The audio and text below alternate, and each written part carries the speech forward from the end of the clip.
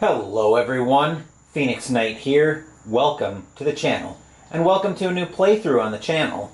Earlier this week we wrapped our summer campaign for Arkham Horror, the card game, where we were playing through the Circle Undone campaign. Today, we're going to have the epilogue for the campaign similar to what we did for Dream Eaters in the spring. This time, however, we're going to debut another new game on the channel. This time we're going to debut Arkham Horror 2nd Edition.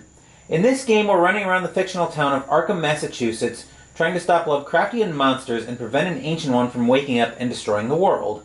There are several ways we can win, but it's primarily through closing and sealing gates, especially against this particular Ancient One. We'll find out more about that a little later, but first, let's set the scene for today's game. As Agnes Baker and Carolyn Fern escaped from the Silver Twilight Lodge's compound in French Hill, it was clear to them that Agnes needed to be healed, so the two of them rushed to St. Mary's Hospital in Uptown. Agnes was admitted for her wounds while Carolyn paced the waiting room nervously. As she waited, Carolyn saw someone else waiting. He looked rugged but somewhat shaken up, like he'd been through too much. What drew Carolyn's eye to him, though, was the thousand-yard stare in his eyes. Carolyn thought she could use her psychology talents to help him out. Composing herself in patience, she walked over to the stranger in the waiting room. "May I join you?" Carolyn asked upon walking up to him. His hat and suit looked like they had seen better days, but a hand stayed out of sight.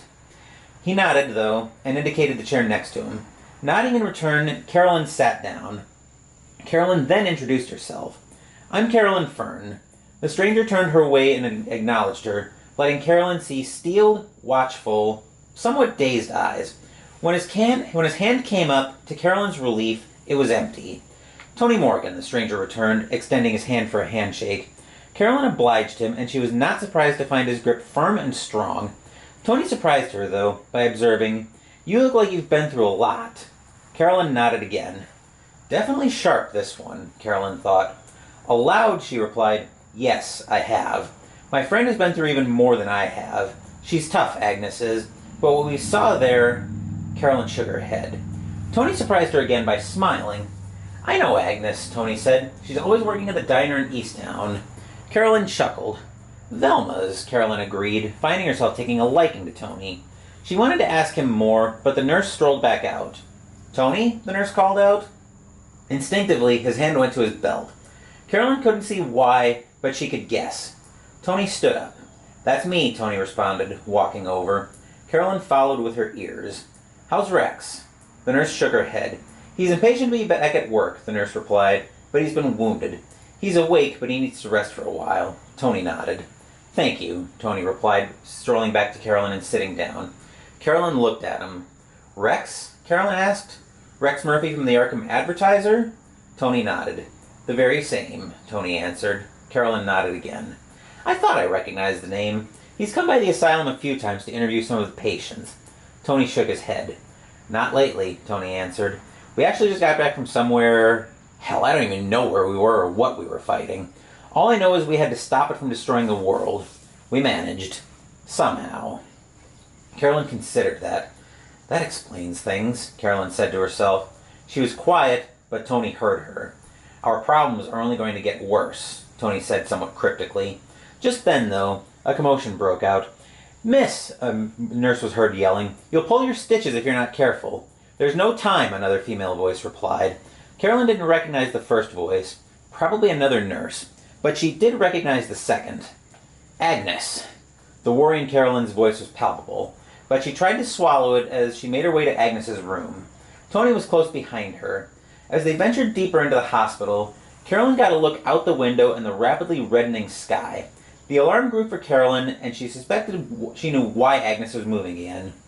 Sure enough, Agnes was looking out the window of her room. Tony had followed Carolyn, but had veered off to go look for Rex instead. Carolyn stared out the window over Agnes's shoulder. "He finally went too far," Agnes mused, eyes fixated on the red-like feature in the sky. Carolyn set a friendly hand on Agnes's shoulder. The two of them had been through a lot together, but now they faced their toughest challenge to date. Carolyn nodded. "Carl Sanford must pay," Carolyn agreed. With that, Tony strolled in with Rex Murphy in tow. Rex looked the part of a reporter aside from being slightly bruised from his and Tony's earlier battle. "First, we need to stop that," Tony said, pointing to the red eye in the sky. No one argued with him. "If we don't..." Nothing else matters. Agnes and Rex nodded along with Carolyn. Everyone's wounds, both physical and psychological, would wait. So that's what we're up against in this video. We know who our investigators are, but let's meet our adversaries as well. So our adversary in this game is going to be the Ancient One, Azathoth. Now, each Ancient One will have several different ways to modify the game. Azathoth has, in the middle here, he has absolute destruction. If Azathoth awakens, the game is over and the investigators lose. Now, under normal circumstances in this game, if the Ancient One wakes up by filling their Doom track, in this case we need 14 Doom to awaken Azathoth, if we awaken the Ancient One, we can have a final battle against it. But in this case, the game's just over if Azathoth wakes up. The minus up here would be the modifier on the attack during the Ancient One final battle, which in this case it's minus infinity, because, again, the attack, which over here the Ancient One would tell you what the attack is, but in this case, attack. The end is here. Azathoth destroys the world. The none up here indicates any kind of resistances or immunities.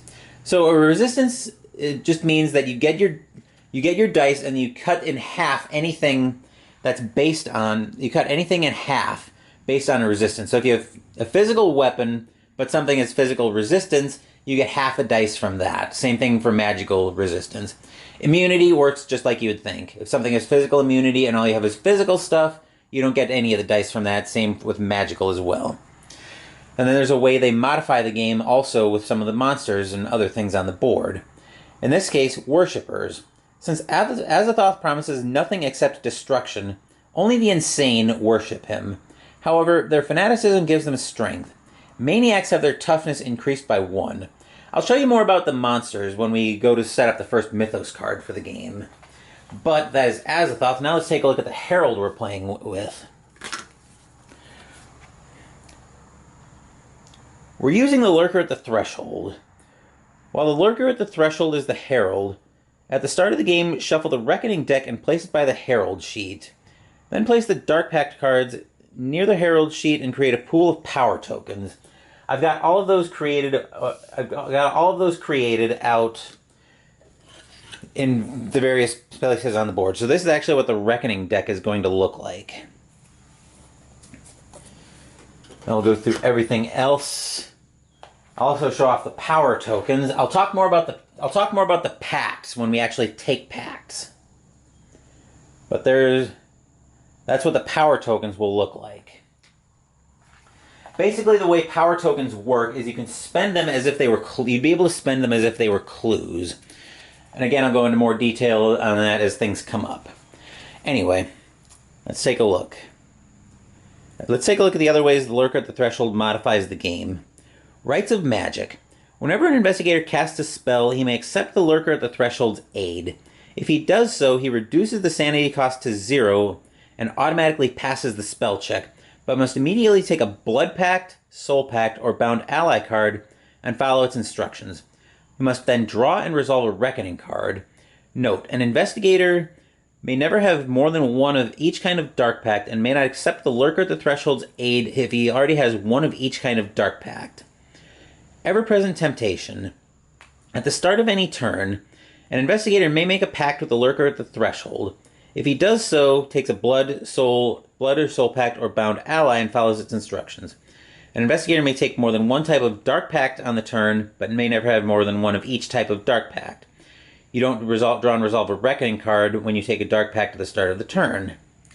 The One Beyond. Each time a gate opens, draw and resolve a Reckoning card. Do not draw and resolve a Reckoning card for the gate that opens at the start of the game. They shall break through again. Investigators receive -1 fight and lore checks to close and seal gates. So those are various ways the Lurker at the Threshold is going to have to modify the game. But there we have our adversaries. Now we can go meet our investigators. Alright, here's our first investigator for the game, Agnes Baker. I'm going to have the first player token as it's going to move around in the course of the game. This is just to help me keep everything straight in terms of what order the investigators are going in. So, Agnes Baker, the waitress. 5 health and 5 sanity.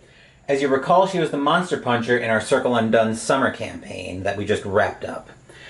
For her special abilities, she's got Memories of Conquest.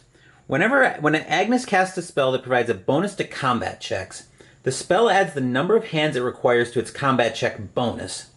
And Blood is Power. During any phase, when paying a spell's sanity cost, Agnes may spend stamina as part of the sanity cost on a one-for-one basis. So basically, she can hurt herself to pay the sanity cost for her spell, depending on which one's higher of the two. For her, she's going to start in Velma's Diner, which we'll see when we move back over to the board. Fixed possessions, she has $5, 3 clue tokens, and a spell with her. Now, clues serve a little bit of a different purpose than they do in the card game. Here, you can use clue tokens for rerolls, and you need clue tokens to be able to seal gates. That's the primary way you're going to win the game, is by closing and sealing gates. There are two win conditions related to closing and sealing gates. One is by closing all of the gates on the board and then having trophies equal to the number of investigators, in this case 4. Or if we manage to seal 6 locations with gates, we win. And when we get a seal, we'll get to put these cool little blue seals on the location just to represent that, hey, it can't have a gate opened on it again in most cases. We'll talk more about those when they actually pop up. But now let's take a look at her possessions. We'll start off with her Wither. So Wither's a spell. Casting modifier +0, sanity cost 0, magical spell. Any phase. Cast and exhaust to gain +3 to combat checks until the end of this combat.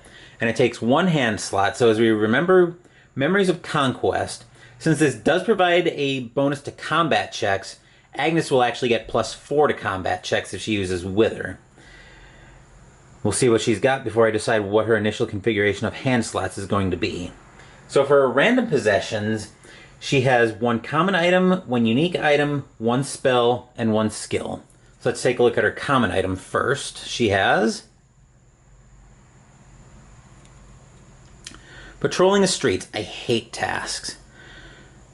So the way a task works is you have to basically spend an upkeep in each of these locations, and then you get to do the payoff. So in this case, you spend an upkeep there, put a clue on there indicating that you have done it, and you have to do them in order. So we have to end in the East Town streets, then in the Uptown streets, and then in the police station. But the payoff is we get to draw a common item and gain a clue and $5. That's mildly annoying that we start with a task. Then we have a unique item, so let's take a look at her unique item. She gets Migo Brain Case, movement. While in Arkham, exhaust and spend all of your movement points for the turn to swap places with another investigator or monster in Arkham. Ooh. So we could send somebody, we could send somebody deep and then have Agnes teleport there. If we need to get somebody far very quick, if we need to get Agnes basically across the city very quickly, we can do that. That won't be useful this round because she's the first player. And then for her extra random spell, she has Heal. Casting modifier +1, sanity cost 1. On upkeep, you may cast and exhaust. You or another investigator in your area gain stamina equal to the successes rolled on your spell check. The stamina cannot be split between multiple investigators. So if you've got somebody who's very busted up, you can use this to help patch them up. Then for her skill, Agnes starts off with Sneak. +1 sneak. When you spend a clue token to add to any sneak check, add 1 extra bonus die. Okay. I'm also playing with the personal stories and the relationships. I won't go through the relationships until the partner has been revealed as well, but I will go through the personal story while I'm going through each investigator individually. So, let's take a look at Agnes's personal story. Agnes Baker. She could sense it. The creature that destroyed her once before had returned to repeat the job. Last time she faced it, she was at the peak of her powers. This time, she only had a few half-remembered spells and a couple of useful items. Hopefully she could find its weakness before it claimed her life once again.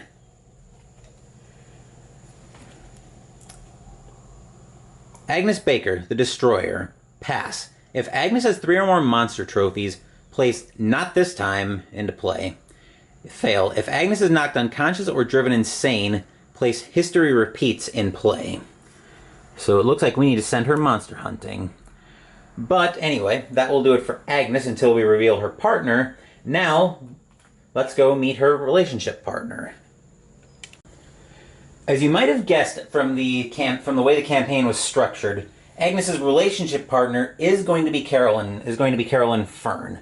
So we'll go through the relationship between Agnes and Carolyn, and then we'll go through Carolyn. So Agnes and Carolyn, before I mention this, I should mention that relationship cards are basically just like extra abilities that either you or your partner can use.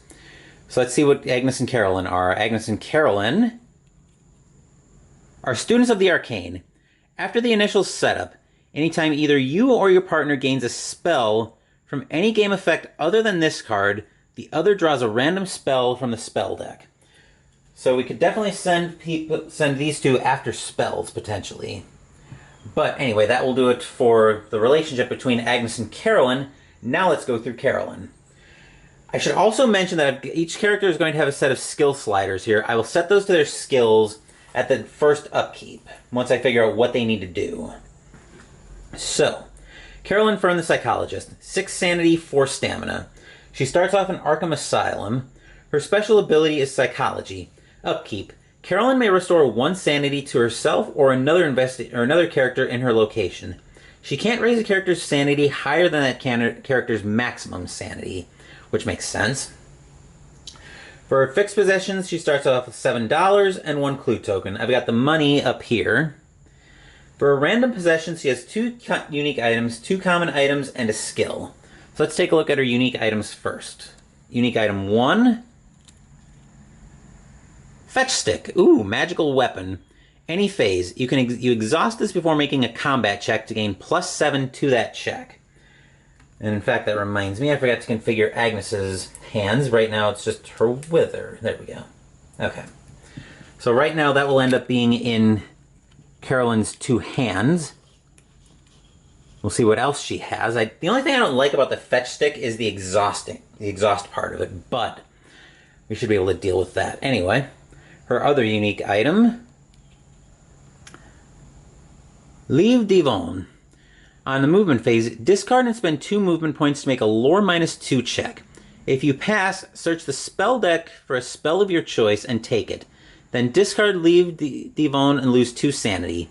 If you fail, nothing happens. Ooh, we may need to take a shot at that right away. And then we can plan on moving the spell over to Agnes. But anyway, 2 unique items, or 2 common items as well. Let's see what Carolyn's got here. Carolyn has, first up, Director's Diary. Any phase, discard this card when the terror level is increased to reduce the amount by which it is being increased by 1. Terror level is going to be something potentially very dangerous in the game, where we lose allies, we might get shops closed off, and eventually it'll cause Arkham to be overrun by monsters, but hopefully that will be a long way away. Then for her other common item, she gets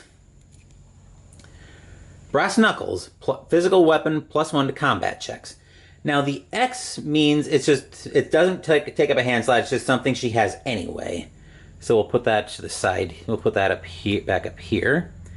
And then for her, oh boy, that's going to cause problems throughout this episode. I'll have to figure out some way to deal with that. For her skill, Carolyn has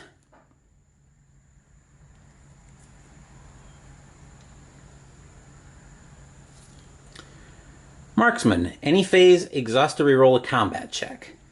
And we've got Carolyn decently tooled up to do some fighting, so yeah, that'll probably come in handy. Now let's go through her personal story.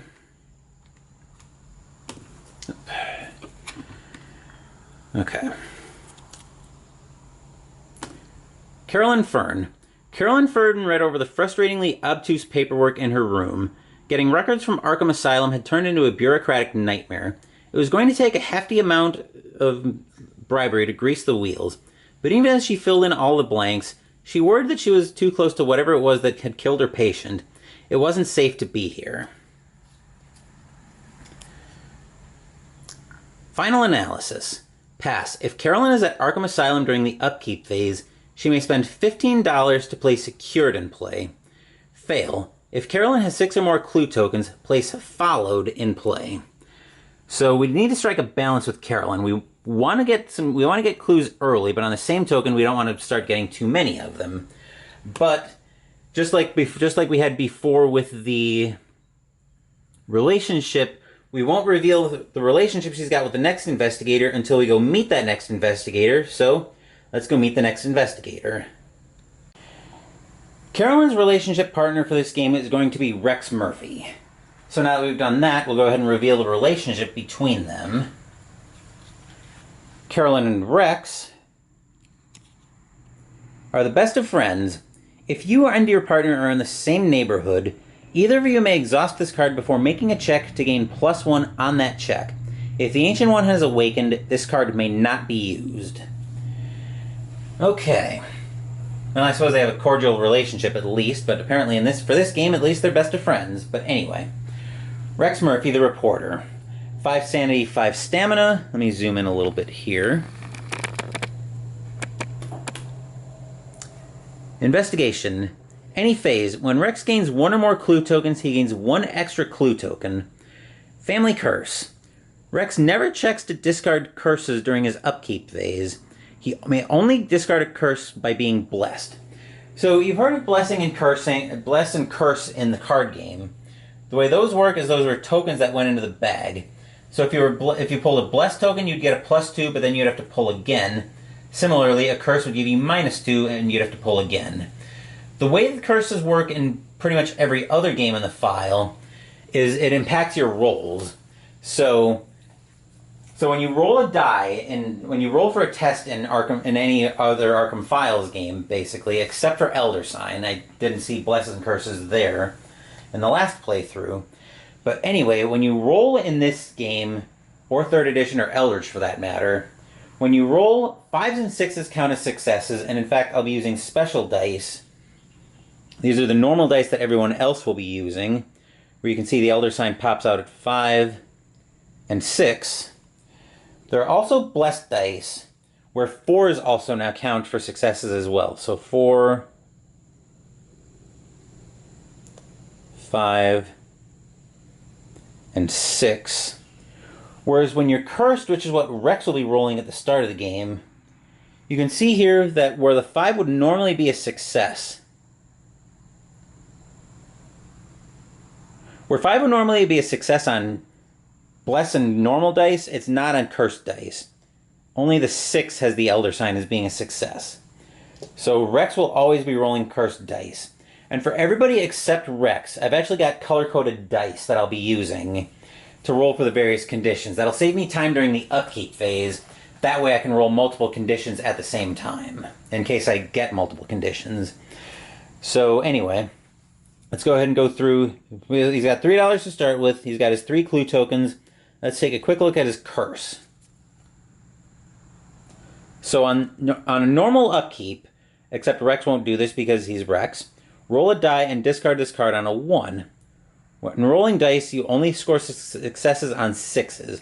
If you're blessed, discard this card instead of gaining a blessing card. I'll go through a blessing when it actually pops up for us. But anyway, let's take a look at his possessions now. He gets 1 common item, 2 unique items, 2 spells, and a skill. Let's take a look at his common item first. Rex has Brass Knuckles, the exact same thing Carolyn has, +1 to combat checks that doesn't take up a hand slot. Okay, we also have 2 unique items. First unique item up. The Book of Dazan. It's a tome. On the movement phase, exhaust and spend 2 movement points to make a lore -1 check. If you pass, draw 1 spell, lose 1 sanity, and put 1 stamina token from the book from the bank on Book of Dazan. If there are 2 stamina tokens on it, discard Book of Dazan. If you fail, nothing happens. And for his second unique item, we get Ritual candles. Movement. You may light the candles and place a clue token on this card. Place an additional clue token on this card during each upkeep step and discard it when there are 4 such tokens. All investigators gain +2 to spell checks while the candles burn. Okay. And we have 2 spells as well. Rex has Summon Monster. Casting modifier +0, sanity cost 1. Movement phase, cast an exhaust to draw a monster from the cup and place it in your current location. I don't know how much fighting Rex is going to be doing right now. His other spell. Premonition. Casting modifier -1, sanity cost 1. Any phase. Cast an exhaust to move 1 skill slider up to 2 steps. So the skill sliders that we have are what we're going to be setting during the first upkeep step. You'll move those over the course of the game depending on what you need in the course of a turn. But you can only move them during the upkeep phase, except for a situation like Premonition, which will let you move them whenever. And then for Rex's skill, we have Informant. During the upkeep phase, if you are an Innsmouth in both of the spaces... This isn't relevant. I'm going to give him a fresh skill. Rex will start with... Okay, this is a little more relevant. Bravery.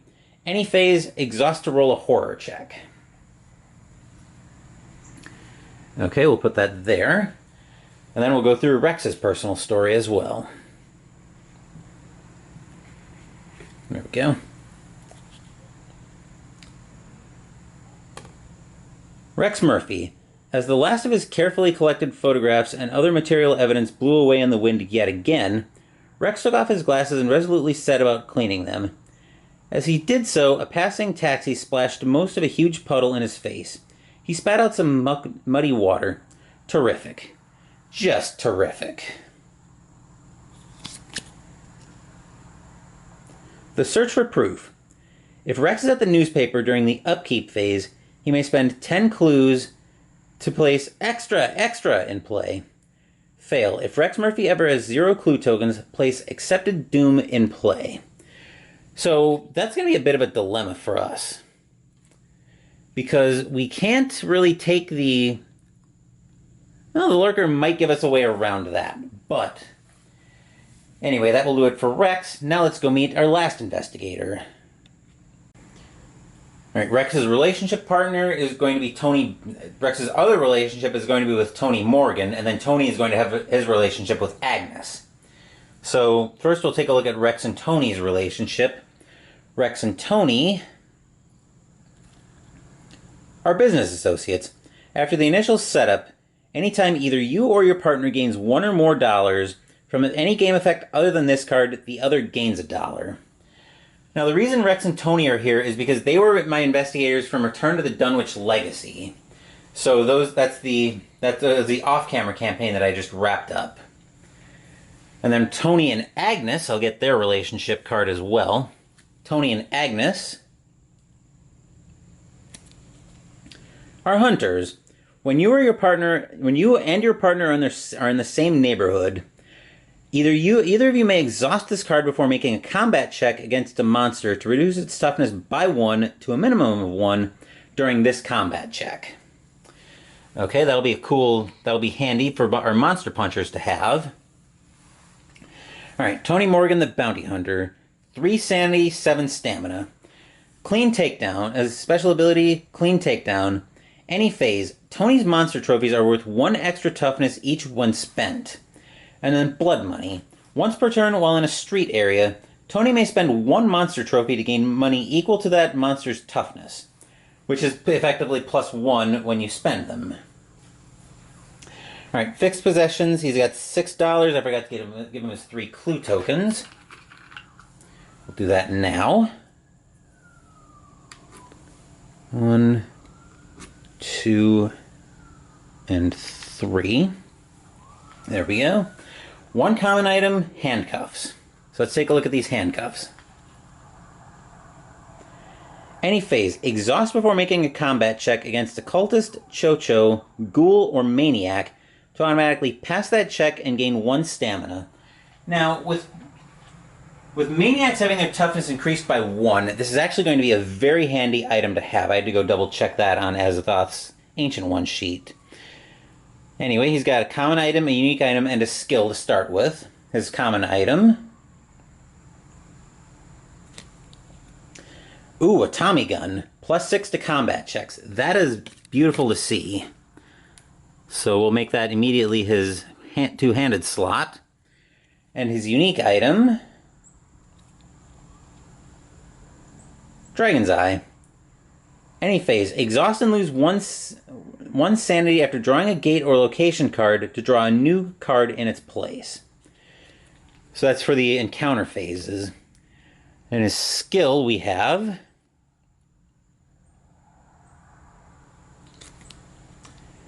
Camouflage. +1 sneak. Any phase. Once per sneak check, you may reroll all dice showing a result of 1. Bounty Hunter in the Shadows. That could be interesting. Anyway, that will do it for our investigators. Now I think we're ready at long last to move back up top. I've already scattered everybody to their starting spaces, so I think we're ready to move up top for our first Mythos card. We're back up top for the Mythos phase, for our first Mythos card. I have modified the Mythos deck slightly, so that rather than have a huge stack, I've cut it down. I'm using 2 expansions in this game. I'm using the Lurker at the Threshold, and I'm using the core game. What I've done is I've taken 10 cards from the base game and 10 from the Lurker expansion and combined them into a Mythos deck of 20 cards. If we don't win a game in 20 turns, then we're probably not winning it anyway. But that's random musing aside. Let's go ahead and take a look at our first Mythos card. Our only restriction on this first Mythos card is it can't be a rumor to start the game. And it's not. Okay, so we got our first gate at the Unnameable. The clue, I'll save myself some time. Our first clue will move to the woods. We need the gate bag. I should mention before we get into gates, before we get into this too far, there are going to be 2 different types of gates in the game. If I can find... Ah, here we go. So we have 2 different types of gates in the game. These are the normal gates, these are lurker gates. These gates are typically more dangerous than these gates, because these gates can usually do horrible things to you. Alright, so our gate is going to the Unnameable. I've got several different I've got several different stands over here as well. I'll explain more about what they mean once we go through this first Mythos card. Alright, our first gate. We're getting a lurker gate right out of the box, and we have the Plateau of Leng. So the dimensional symbol will be relevant when we close gates and look at getting monsters off the board, also for monster movement. It's a -1 gate, which means you get a -1 modifier, which is actually -2 because of the lurker at the threshold. The heart symbol on here means if you fail to close the gate, you actually lose a health every time you fail to close it. So we'll put that on the Unnameable. That'll be on a black stand. The black stand is one of the ways you lose the game. So if there are ever more than 7 gates, once you get up to 7 gates, the game ends. So I will have to double check that. I don't know if it's as soon as the 7th gate opens or the Ancient One awakens at 7 open gates. So once you open the 7th gate, the game ends. And in this case, we all die and the world ends. Then we'll get a monster out for that.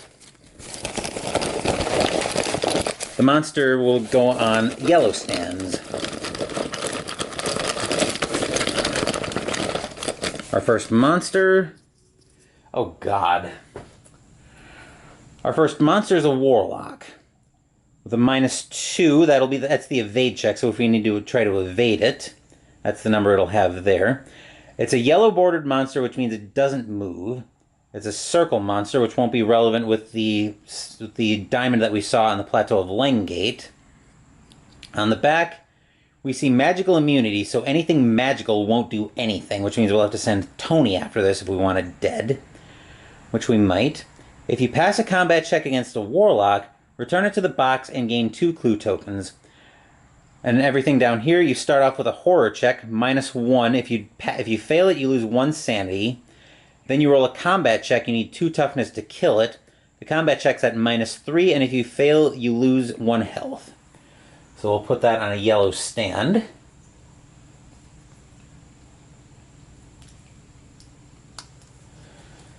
We'll put that on the unnameable. Coming back to our Mythos card. We already moved the clue to the woods. Then we go to this portion of the card for monster movement. Circle monsters would move on white. I don't know how visible it will be, but I'll try to zoom in on the board. And what did I do with my laser pointer?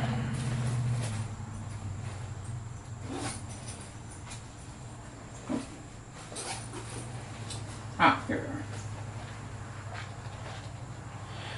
Okay, might be a little bit hard to see, but you can see here there are different colored. This arrow coming out into the Rivertown streets has both white and black on it. So maybe a better example is up here on the connection between the French Hill streets and the Rivertown streets. So let's say we had. We'll go ahead and use both of these as an example. They'll be going back to the Plateau of Leng in a second. They'll be going back to the Unnameable in a second. So the Warlock being a circle monster would move on the white path, whereas the Plateau of Leng being a diamond gate would move on the black gate. Essentially, the two would end up just trading places. But we'll put those back in the Unnameable. Hopefully that makes sense, and it'll probably make more sense as we get deeper into the game. Monster movement's done, so let's go into our headline. Vigilantes guard the night. Headline. All monsters in the downtown streets or locations are returned to the cup. Okay, not something we particularly needed to see there, but anyway, that's our first Mythos card, and now the game proper is ready to go. So the game will proceed in 5 phases. We'll have the Upkeep Phase, which could also be called the Planning Phase, because that's where you set your turn up. The Arkham, where you also fight monsters. The Arkham Encounter Phase, where you have an encounter based on the location you're at, except if you're at a gate, you get sucked through the gate and go to the appropriate other world. Then we have an Otherworld Encounter Phase for anybody who's in another world. And then we'll come back up top for the Mythos Phase after that. So that's how that will work. Anyway, let's go into our first upkeep, and we'll go say hello once again to Agnes.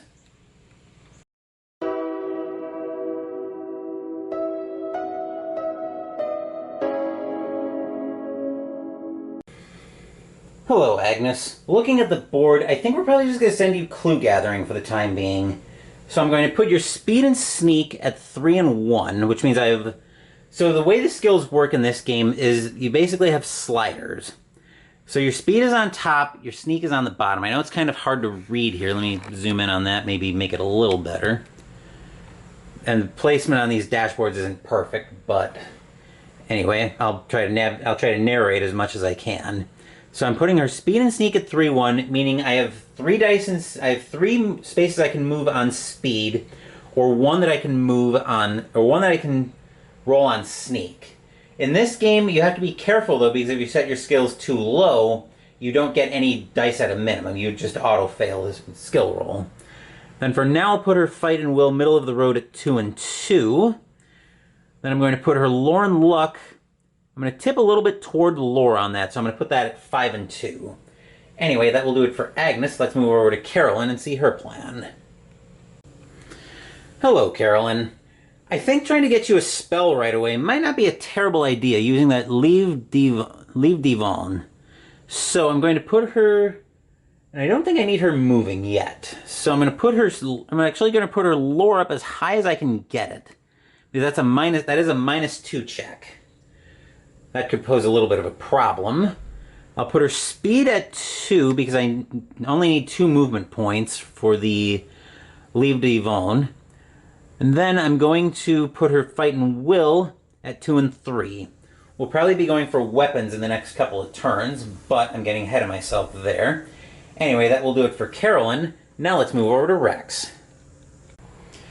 Hello, Rex. Once again, I think we're going to continue with the theme of clue gathering. So, the closest clue to you is... we've got a couple clues 3 spaces away. So I think for now we're going to send you to... we're going to send you to Independence Square. So for that, 1, 2, I need a speed of 3, so I'll put a speed and sneak at 3 and 3. Fight and Will can be middle of the road at 2 and 2. I'll put his Lore and Luck as well in the middle of the road at 3 and 3. Anyway, that will do it for Rex. Now let's go set Tony up. No bonus points for guessing what we're doing with Tony this round. Actually, looking at the board, I'm going to send him to the woods to get those 2 clues. So he only needs a speed of 2, yeah, 2 for that. Fight and Will I'm going to put at 2 and 4. Lore and Luck I'm going to put at 3 and 3. Anyway, that will do it for Tony. Now let's get across to the board and start into the movement phase.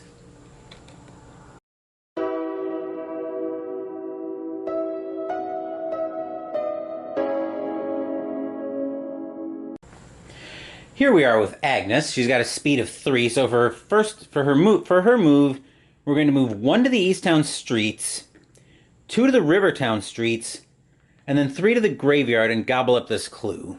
Now, her movement would have stopped anyway because she has a movement of 3, but if you have excess movement and you stop to grab a clue, that ends grabbing the clue ends your movement. So just something to keep in mind on that front. Anyway, that will do it for Agnes. Carolyn's turn will take us over to her play area. To borrow a line from the late great Eddie Guerrero of the WWE of Pro Wrestling fame, I lied! Carolyn's turn is actually taking us back over to the board, but we're going to be using the Leave Devon. So as we recall, we discard this and spend 2 movement points, so she's staying put in Arkham Asylum, to make a Lore -2 check. If you pass, search the spell deck for a spell of your choice and take it. Then discard Leave Devon and lose 2 sanity. If you fail, nothing happens. Alright, so we are discarding that, and we get to make a Lore -2 check. This is why I put her Lore up as high as I could. Her Lore is 5, -2 is 3, so we get 3 dice. And we have to remember, 5s and 6s are what we want for successes.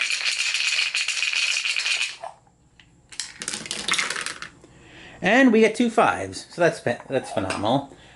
Now, that does let us search the spell deck for a spell, and the spell I actually want a pretty powerful spell here. So the spell I want... here we go.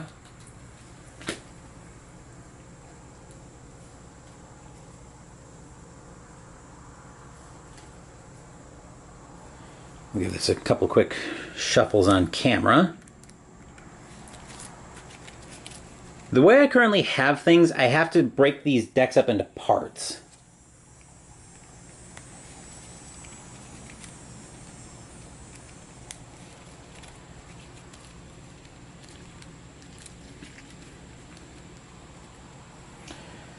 The spell that I went to get with Carolyn and Agnes from Students of the Arcane will be going to get that and going to get her spell in a second. But the spell I'm grabbing for Carolyn is Dread Curse of Azathoth. Sanity, casting modifier -2, sanity cost 2, magical spell. Any phase, cast and exhaust to gain +9 to combat checks until the end of this combat. And I will also have Carolyn remember to lose her 2 sanity to bring her down to 4 sanity. That opens up Carolyn's options a little bit more until I can move that over to Agnes. But I will discard the Leave Devon for Carolyn. And then Agnes will get a random spell as well because she and Carolyn are Students of the Arcane. The random spell Agnes gets is... ooh, she gets Storm of Spirits. Casting modifier -1, sanity cost 0. Cast and exhaust to get +3 on combat checks and to use lure instead of fight until the end of this combat. That's a two-handed spell, but that also opens up our options pretty far. So, ooh, yeah.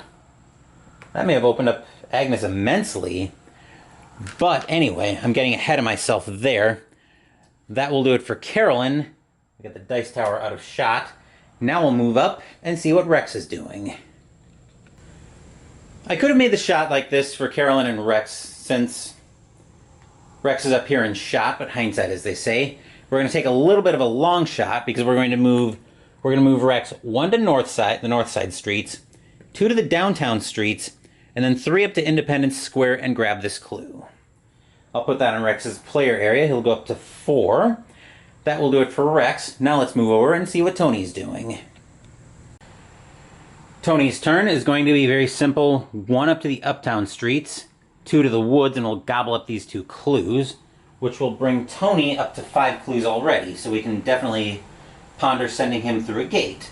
That will do it for Tony. That will do it for our movement phase.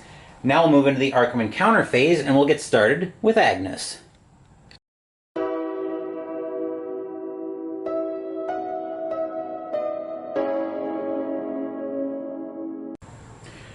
Here's Agnes in the graveyard.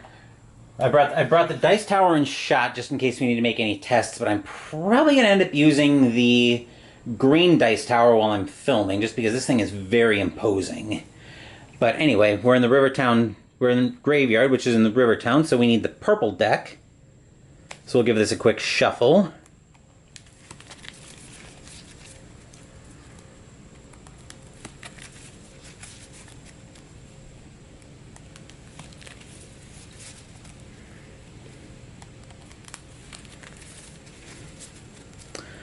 And we'll give it a cut.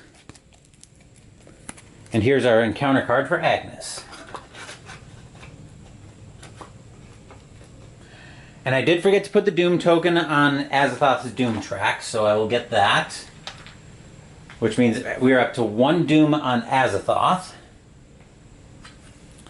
And now coming back to this, we're in the graveyard, so Agnes's encounter will be...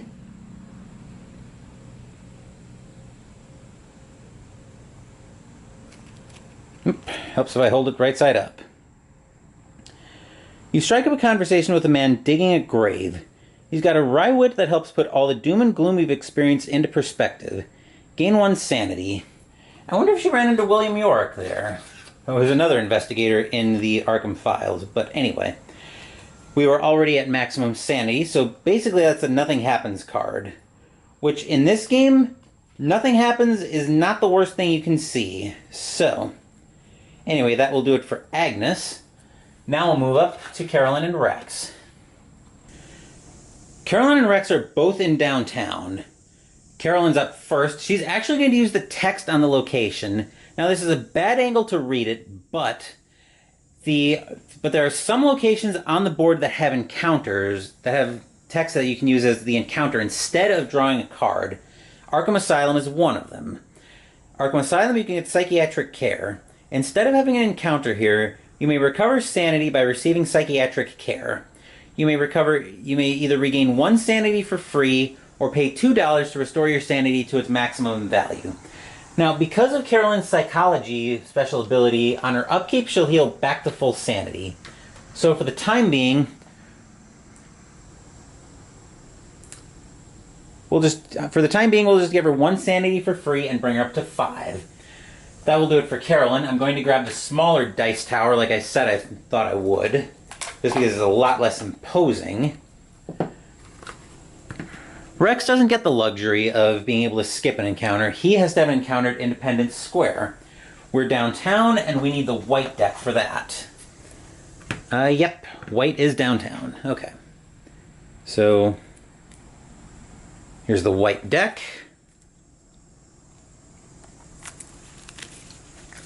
Give this a shuffle.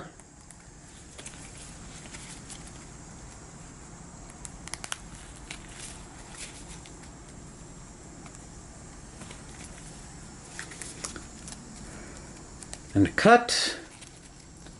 And here's Rex's card at Independence Square.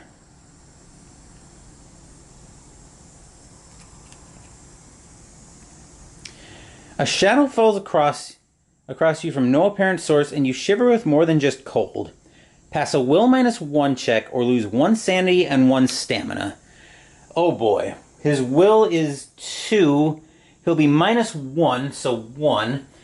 But because he's in the same neighborhood as Carolyn, Rex will exhaust the best of friends. Yeah, he'll exhaust the best of friends to cancel out the -1 on the will check. So he is going to be rolling 2 cursed dice. And remember, on these cursed dice, only 6s count as successes. So we do need to keep an eye on that.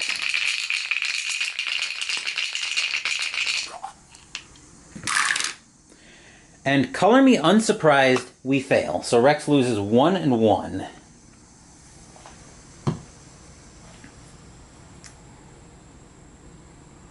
So there's that going away for Rex. That will do it for Rex. I will shuffle this back into the deck. And then we'll move over to Tony, who's down in the woods. Alright, here's Tony down at the woods. I didn't tip him. He's not delayed or anything by being tipped down like that. I just changed that out to get a better shot. But he's in the woods. Uptown is the red deck, so here's the red deck for that. Give this a shuffle.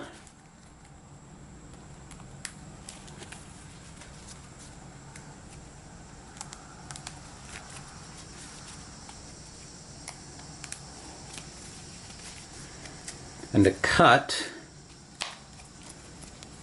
And in the woods, Tony will find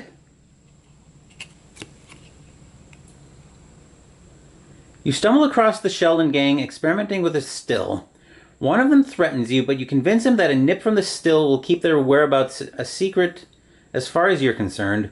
Pass a will -1 check to search the common item deck for a whiskey card. Let's see. Tony's will is 4, so we get 3 dice.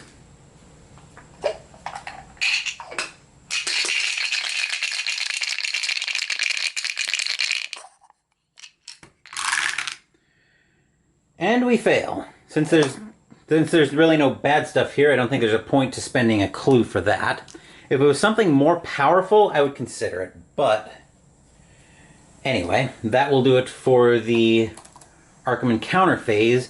We would go into the Otherworld Encounter phase next, but seeing as we have nobody in another world right now, we get to move straight up top into the Mythos phase.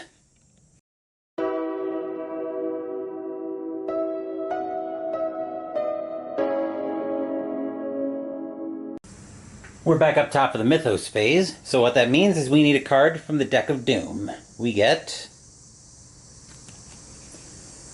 another headline. Okay, so we get a gate at the Witch House.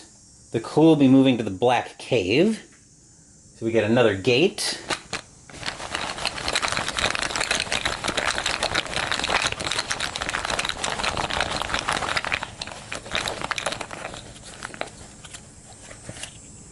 We have another lurker gate this time.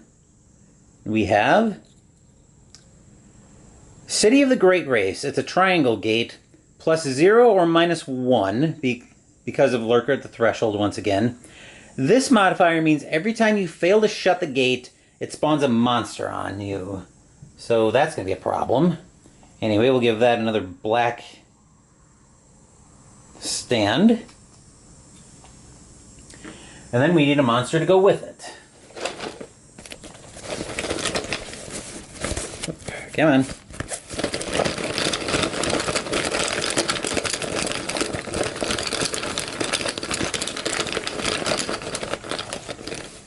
We get Amigo. These things are usually problematic. Alright, -2 to try to evade. Circle monster. On the back we have, if you pass a combat check against Amigo, return it to the box and draw a unique item. On the horror check, -1 or you lose 2 sanity, +0 on the combat check or you lose a health if you fail, and 1 toughness to kill it. So we'll give that a yellow stand.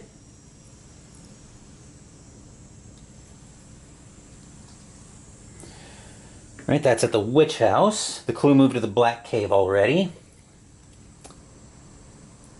And we have slash, triangle, and star monsters moving on white. Except I don't think we have any of those on the board. The Migo's a circle, the Warlock's a circle, and also immobile. Before I should also mention about the Migo. The blue border on it means it's a flying monster. So it'll move a little bit differently, and I'll talk more about that when its various situations come up. Or I should say, if its various situations come up. And hexagons move on black, so we don't have any of those either. And this one's an environment card. Environment cards stay in play until another environment card comes out to replace it. Actually, they're environments by type. So environment mystic, environment weather, those all stay out. As do rumors, which usually do nasty things. Note in its favor, environment mystic. It takes 2 fewer clue tokens to seal gates. That could be very helpful to know. But that will do it for round 1. Round 2 is up next. Our first player will be Carolyn, and we'll move back into the upkeep phase.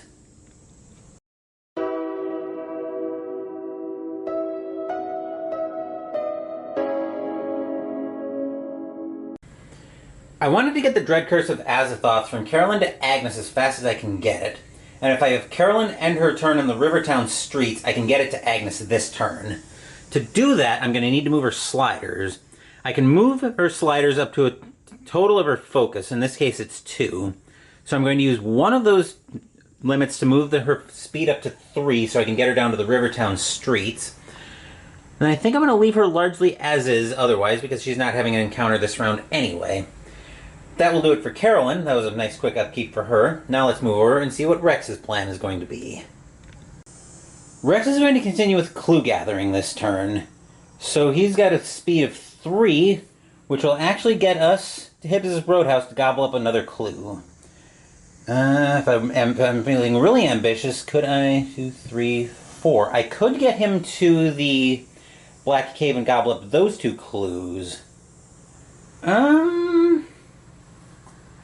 That is tempting too, actually, because he needs 10 clues for his personal story. So yeah, I think he is going to go to the Black Cave and get those 2 clues. So we're going to move his speed up to 4. His sneak goes down to 2, but I'm not too worried about that. And yeah, I don't think we need to move anything else on his sliders. But that will do it for Rex. Now let's move over to Tony. I think we're going to start trying to keep I want to try to keep the gates and the monster counts down if I can in this game. So, we're going to send Tony up to the Unnameable.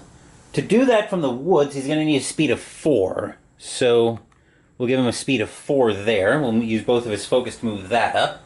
He's got the Tommy gun, so he's going to go Warlock hunting this round. That will do it for Tony. Now let's see what Agnes is doing. Tony's going Warlock hunting this turn. I think Agnes is going Migo hunting this turn. So we have her speed up to 3, which is all we needed to get to the Witch House. I'm going to pump up her... We're going to take the Dread Curse of Azathoth from Carolyn. And I think we'll leave everything else... We'll pump her... We'll put her speed... We'll put her fight down to 1, because we're going to be most likely using the Dread Curse of Azathoth on the Migo. Anyway, that will do it for Agnes. That will do it for the upkeep phase. Let's move over to the board for the movement phase.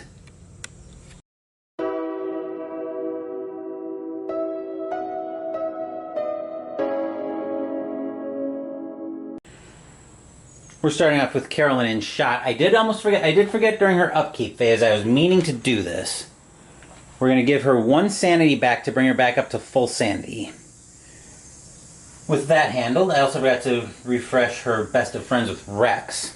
But anyway, Carolyn will move from Arkham Asylum. She'll move 1 to downtown, 2 to Easttown streets, and 3 to the Rivertown streets. That will do it for Carolyn. Now let's move over and see what... And we've got Rex right here. Actually, we can get him just barely in shot here. So he'll follow Carolyn, 1 to the downtown streets, 2 to the Easttown streets, 3 to the Rivertown streets, and 4 to the Black Cave, and grab these 2 clues, putting him up to 6. That will do it for Carolyn and Rex. Now let's move over to Tony. Alright, Tony is all the way down here in shot, so he's got a little bit of a long way to go. So we're going to move him 1 to the Uptown Streets, 2 to Miskatonic University Streets, 3 to the Merchant District, and 4 to the Unnameable. We're going to take a look at this Warlock. We're not going to try to sneak past it. We're going to take it out. We're going to try to take it out, I should say. Take a look on the back.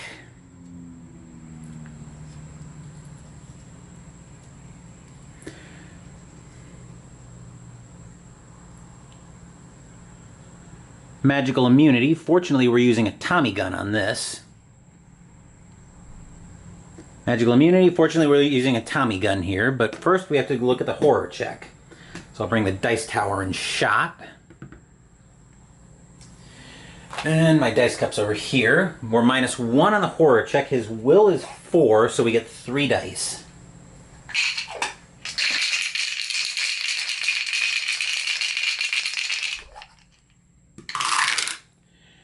And we fail the horror check, which means we lose sanity. I'll have to move him... yeah, we'll lose the sanity there. Fortunately, we only have to do that once for the entire length of the combat. But now we're -3. His fight is 2.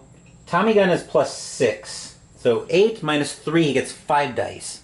And we need 2 successes to kill it. So, come on, Tony, let's be having this.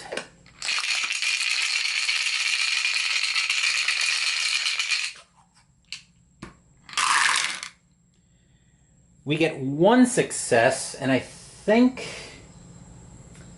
this might be worth... yes, I'm going to spend a clue on this to try to kill this Warlock. We need to get into that gate.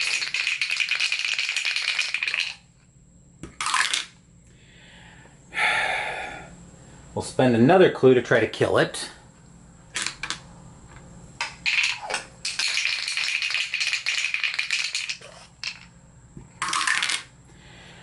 Rubbish. Alright, so he's going to take 2 health.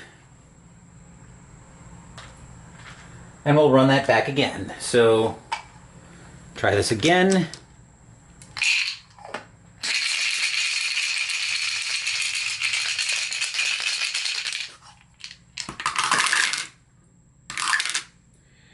Oh, another 2 health for Tony. This is getting ridiculous now.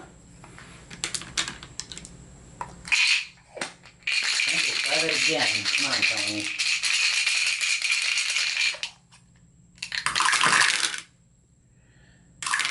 Oh, for crying out loud.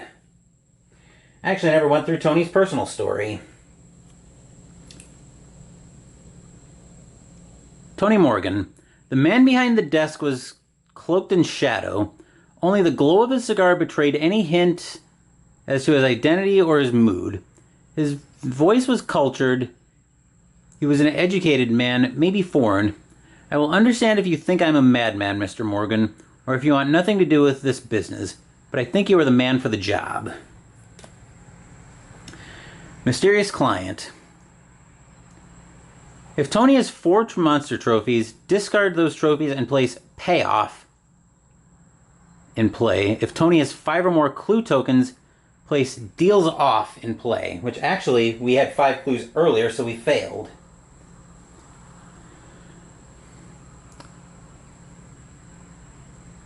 So we already get deals off. That son of a... Tony slammed his fist down hard. He played me. That son of a... Discard all of Tony's monster trophies. From now on, when Tony claims a monster trophy, he also gains a clue token. That's... I would love for somebody to explain to me how that's actually a fail. Because that seems really good, especially if you can fail that. It almost seems like that's a personal story you want to fail. But, coming back to the present, we are unfortunately down to 1 health already, which is not good. Come on, Tony. This is not what I had in mind when I sent you to kill this Warlock.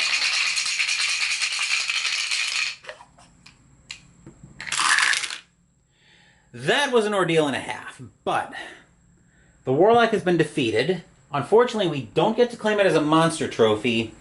because we're going to be returning it to the box, which means we want to deal with it again, and he gets 2 clue tokens. So he gets the 2 clue tokens back he burned earlier, and I should have spawned a Doom on Azathoth and had a Reckoning. So we'll just resolve. So the way we'll get around that is we'll resolve 2 next turn. So, okay. Now that we've got that figured out, he's down at the Unnameable with 1 health left. Not a great spot to be in, but nothing we can do about it now. Anyway, last up for the Arkham, for the movement phase will be Agnes, and we'll take another wide shot of the board. Agnes is right here in shot. So for action 1, she's going to move up to the Rivertown streets, where Carolyn is waiting to give her the Dread Curse of Azathoth. So I wanted to move that to Agnes as soon as I could, and as soon as I can is right now. Her second move will be to the French Hill streets. Third will be to the Witch House, where we'll confront the Migo. -2 to try to sneak past it, except we're not going to sneak past it. Once again, I will move this to get it out of my way. Alright. We're -1 on the horror check, or we lose 2 sanity. Her will is 3, so we get 2 dice.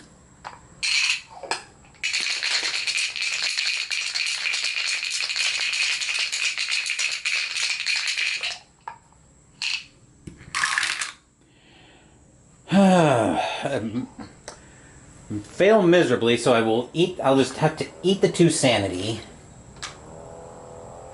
And now for the combat check. I think we're actually going to use Storm of Spirits here. So we're going to use that as a 2-handed. The casting modifier is -1. Okay. So here's Storm of Spirits once again. Casting modifier -1, sanity cost 0. Cast an exhaust to gain +3 to combat checks and to use lore instead of fight until the end of this combat.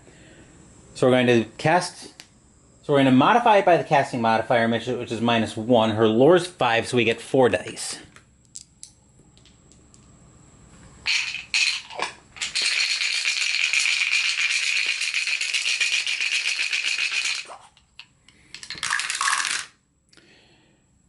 We will spend a clue, because I really want to be able to cast this if I can. And we get it. Okay, so there was no sanity modifier on there, right? Yes, okay. So cast an exhaust to gain +3 to combat checks and to use lore instead of fight. Oh my.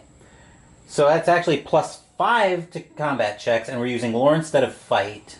So 5, and we get that because of Agnes's Memories of Conquest. So 5, her lore is 5 as well, so we're at 10 +0, we're going to be rolling 10 dice.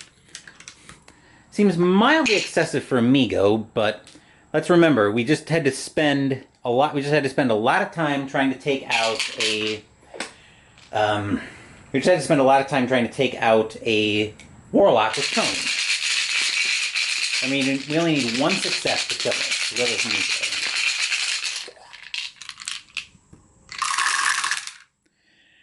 And I see a boatload of successes in there. I see 1, 2, 3, 4, 5 successes. So the Migo's been obliterated, which means we are at no monsters on the board. And Agnes gets to draw a unique item. So Agnes will draw. Let's see what we've got here.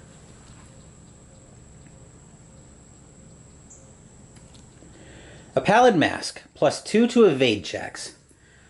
That's not horrible, although Agnes is usually a monster puncher, so... But anyway, that will do it for the movement phase. Now we'll go into the Arkham Encounter phase, and we'll get started with Carolyn, who is actually right here in shot, so... Fortunately, her Arkham Encounter phase is also going to be lightning quick. I'll go ahead and point out Carolyn, right here in shot. Her Arkham Encounter phase is going to be lightning quick. We're done, because she doesn't have an encounter being in the streets. Rex, on the other hand, isn't quite so lucky. So Rex is in the Black Cave, which is the Rivertown deck, which means, once again, we need the purple deck.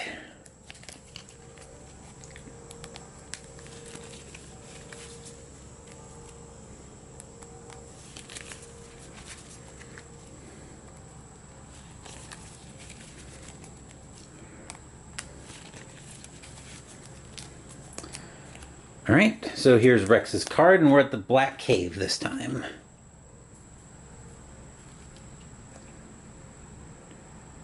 Oh dear.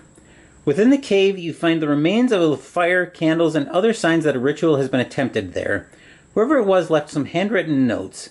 Make a lore +0 2 check. If you pass, gain 1 spell. So Rex's lore right now is 3. He's +0 on it, but we need 2 successes.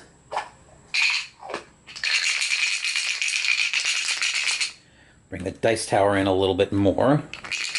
And this is Rex having it, so we are cursed, which means we need 2 6s to pass this. Which we don't get any. That's part of the peril of being cursed all the time in this game. But that will do it for Rex. Actually, we were in the same neighborhood with Carolyn, but it wouldn't have mattered anyway. If I would have gotten 1 success, I would have thought about it. But since we didn't, we'll go ahead and just resolve that.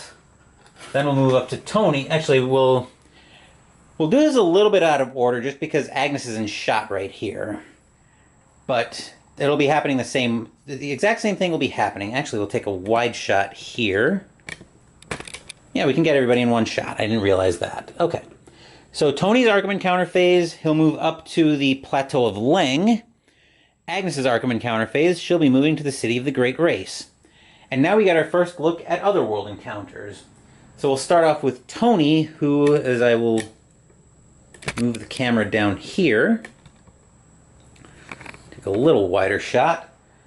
Alright, Tony is down here at the Plateau of Leng. So it might be a little hard to tell from a distance, but if you look at, let's look at the Dreamlands, which will be a little bit easier to see. You'll see colors on the in the upper right portion of the gate, the other world. So there are colors up there that correspond to the colors of the cards in the gate deck, in the other world deck.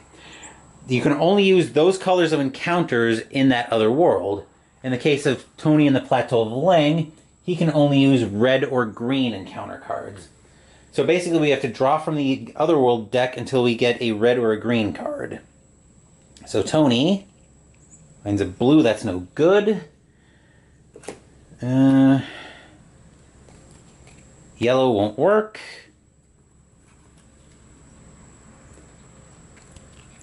Blue won't work. Green. And we have... Okay, and then once you find a card that works, you look at the other worlds listed on the card. If you see an other world listed on the card, you would follow that encounter. If not, you'd list other. Just kind of as a side note, if this had been Agnes's card, we would have had City of the Great Race. So we would have done the encounter up here, but because we don't, we come down to other for Tony. Other. You find some valuable items that you can sell back in Arkham. Gain $3. So that's very cool. We'll go get $3 for Tony.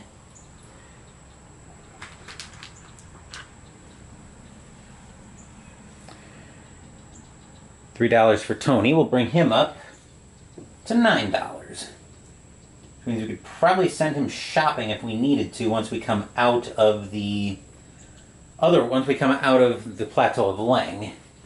That will do it for Tony. That was nice and lightning quick. So we'll move over to Agnes, who's over in the City of the Great Race. And looking at her gates, she needs a green or a yellow card. Yellow will work, and we have other on here. 1 glimpse of the sky and things fall into place for you. Gain 1 clue token. Nice. So we'll grab a clue token, and we'll put that on Agnes's play area. That will do it for the Otherworld Encounter phase. Now we'll move all the way back up top for the Mythos phase.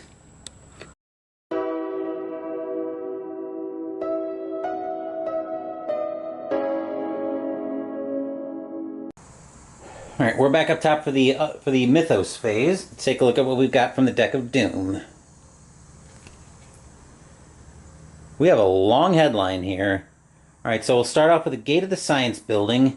The clue which would move to the Witch House will vanish, which means, and I have to remember, we're getting 2 Reckonings, because we have 1 for the gate last turn, and then another one for the gate this turn. So we'll get the gate first. 3 Doom. We're going to the Science Building.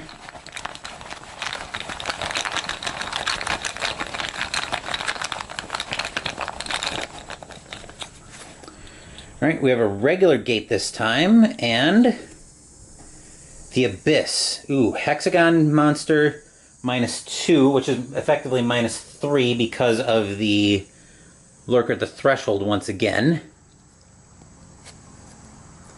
Glancing at the headline, I'm not going to spoil it, but I wouldn't mind this being a tough monster. I'll get into more of that when I get into the actual headline.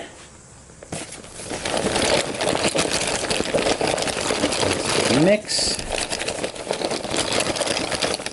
And we get a Formless Spawn. This thing is bad news.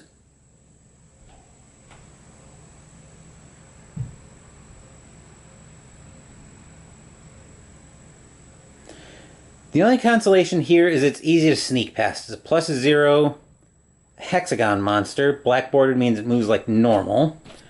On the back, we see physical immunity. From the darkened alley, a patch of darkness seemed to detach itself, curling along the bricks and rising to block our path. -1 on the horror check or you lose 2 sanity. -2 on the combat check or you lose 2 health, and you need 2 toughness, and it's 2 toughness to kill it. So that will go on to the Science Building. The clue went to the witch house, but vanished. Then we have, coming back to the card,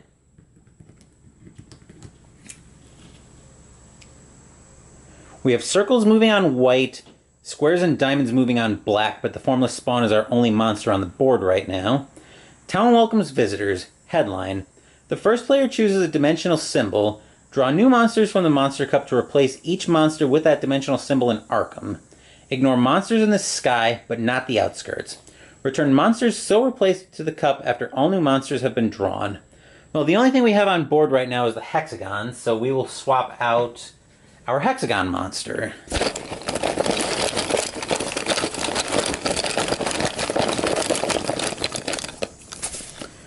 And we end up with a High Priest.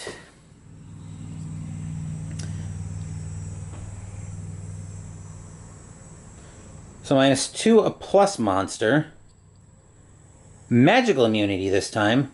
We will not cease our struggle, intoned the robed figure, until we have built Carcosa upon this land of ruined reason. +1 on the horror check, or you lose 1 sanity. -2 on the combat check, or you lose 2 health. And you need 2 toughness to kill it. So we'll trade out this Formless Spawn. We'll return that to the bag for this High Priest. So... Alright. But now we have 2 Reckonings. And it still only cost us 3 toughness or 3 clues to seal gates right now.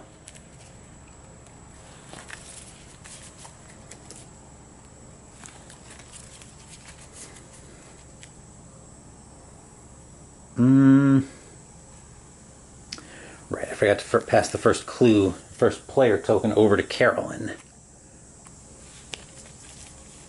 But I'll remember to move that to Rex this turn. Alright, so our Reckoning from last turn would have been power begets power. Each investigator with at least 1 power gains 1 power.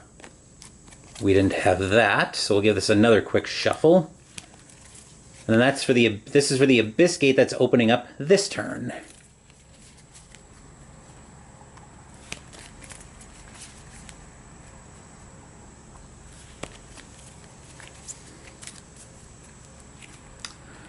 Alright.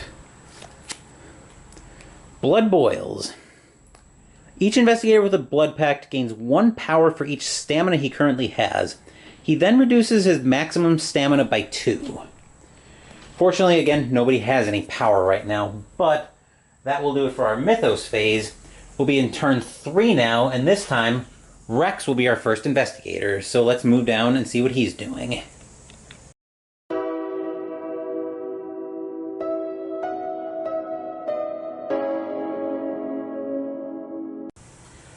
Rex is still very much clue hunting, and with a speed of 4...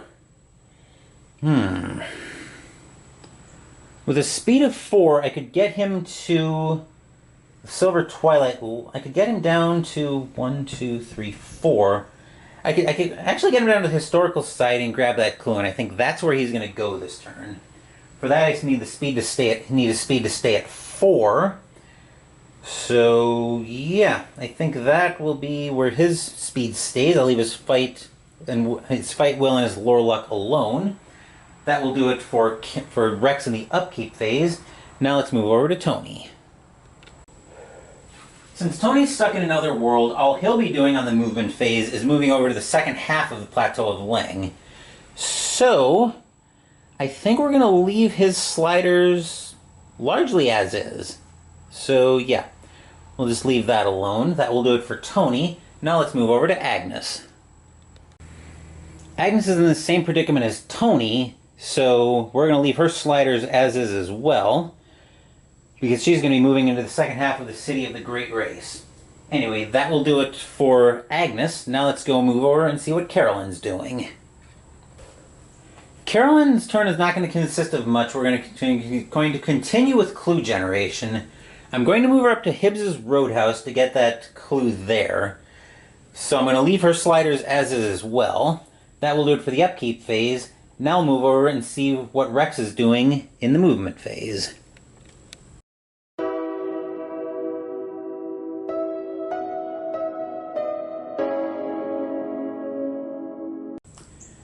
It's most of the way up top, but I can get everybody in shot. Anyway, we'll start off with Rex, who moved 1 to the Rivertown streets. He'll say hi to Carolyn, but there's really nothing I want... I take that back, actually. While I'm here, I didn't think of this, but I'm going to move the Book of Dizan from Rex to Carolyn. Just because I'll have a better chance of getting spells if it's in Carolyn's hands. So we'll move the Book of Dizan over to Carolyn so she can use it to hopefully pull more spells for her and Agnes. Anyway, Rex will move 2 to the French Hill Streets, 3 to Southside, and 4 to the Historical Society, where he's going to grab another clue. That will do it for Rex's movement. Agnes is down here in the City of the Great Race, and she's moving to this... Actually, I take that back. We're over to Tony next, who's down here in the Plateau of Leng. He'll be moving over to the second half of the Plateau of Leng. Now we come back to Agnes. Not that anything was going to be really different, because she's moving to the second half of the City of the Great Race. Carolyn, we have her destination in shot as well, so we'll move her 1 to Easttown Streets, and 2 to grab this clue from Hibbs's Roadhouse, which brings her up to 2. That will do it for Carolyn. That will do it for the movement phase. Now we'll be into the Arkham Encounter phase, and we'll start with Rex.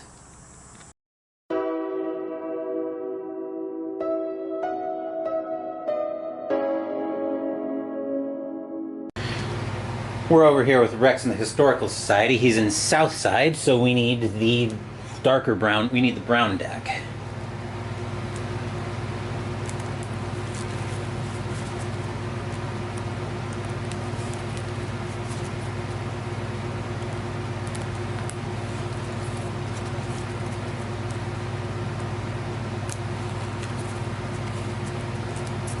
Shuffle and cut.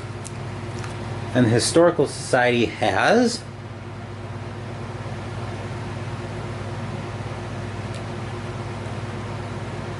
the Historical Society is holding more educational discussion groups than normal, thanks to the buzz of the King in Yellow performances. Make a +0 check in your lowest current skill. If you pass, draw 1 skill. So that'll either be Sneak or Will, which will both be 2, and doesn't really matter because Rex is cursed anyway.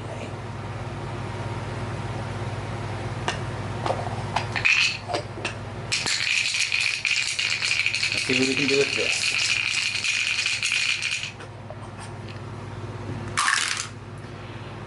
Fail it, but fortunately there was no bad effect for failing there.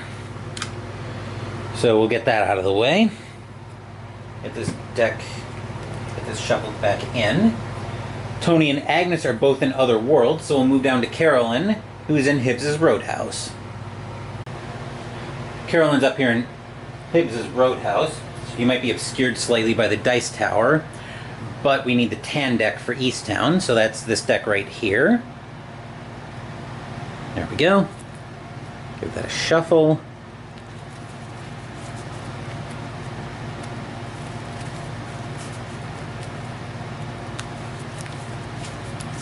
And yes, in case you did hear, I did turn on the air conditioning because it is starting to get warm in a hurry. Right. And Carolyn's encounter at the Hibbs's Roadhouse.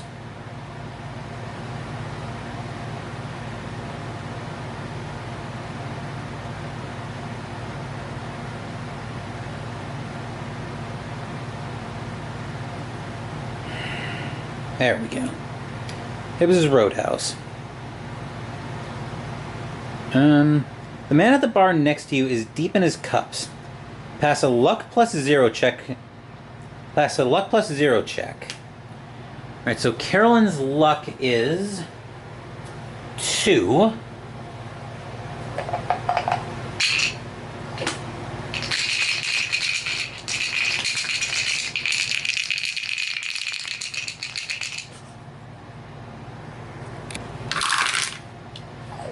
Alright, we pass.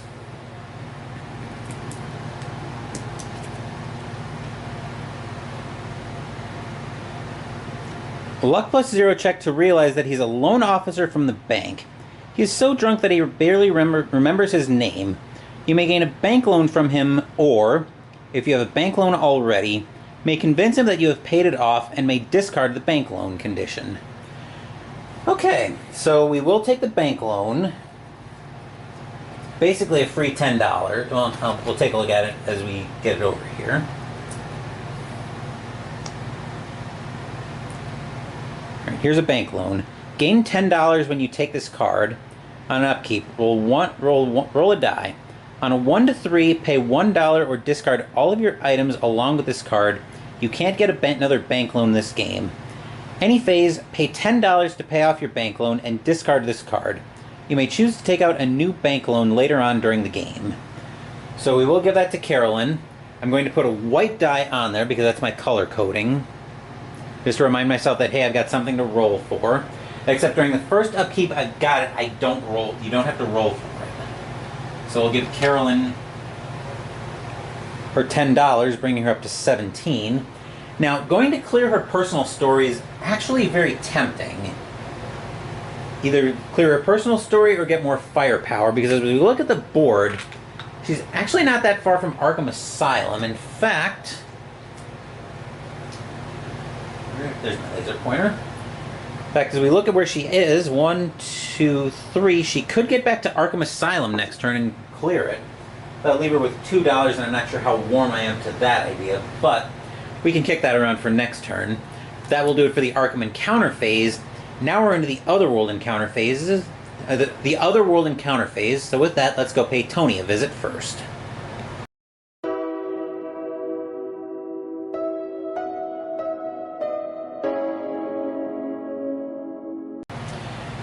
Okay, Tony, we're in the second half of the Plateau of Leng. Once again, we need a red or a green card.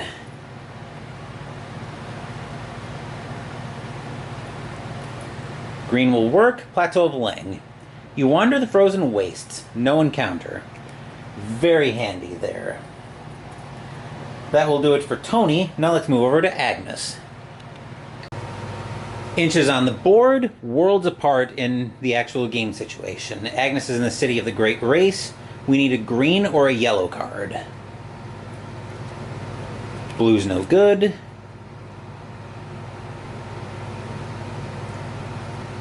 Green. Other. You pass the night in animated conversation with an old man sucking on a clay pipe. When you awaken, the man is gone without a trace, but you do gain 1 clue token from his wisdom, which will also be something useful as we get ready for next turn. But, so we had 2 very uneventful Otherworld encounters, which sometimes consists of a win as well. With that, let's move up top. Oh yes, it's time once again for the Mythos Phase.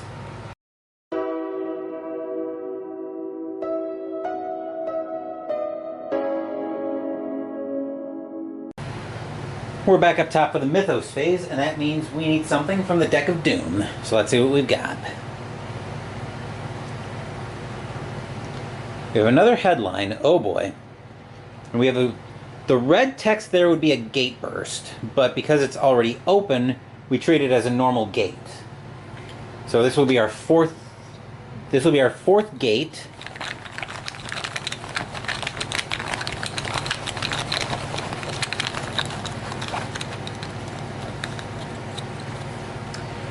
We get another normal gate. Ooh, relay. Plus symbol -3, which is actually -4 because of the lurker once again.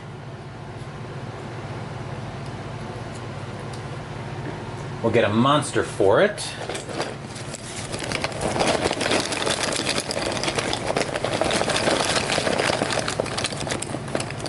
And we get a crawling one. This thing is probably going to be annoying. Oh, -1 to sneak past. It's a circle monster. Physical resistance. Before making a combat check against crawling one, roll a die. X is equal to the result of the die roll. -3 on the horror check, or you lose 3 sanity. -X, where I mentioned X, or you lose 2 health, 1 toughness to kill it. So it potentially could be a big pushover, or just rock your world. But that goes to relay. That goes with the woods. Clue appears at the Historical Society, except Rex is already there, so that's a clue in his pocket. That brings him up to 2, 4, 6, 8 clues, which means we need to keep an eye on that for his personal story. Also, I almost forgot. Put our 4th Doom on Azathoth, and we have us a Reckoning.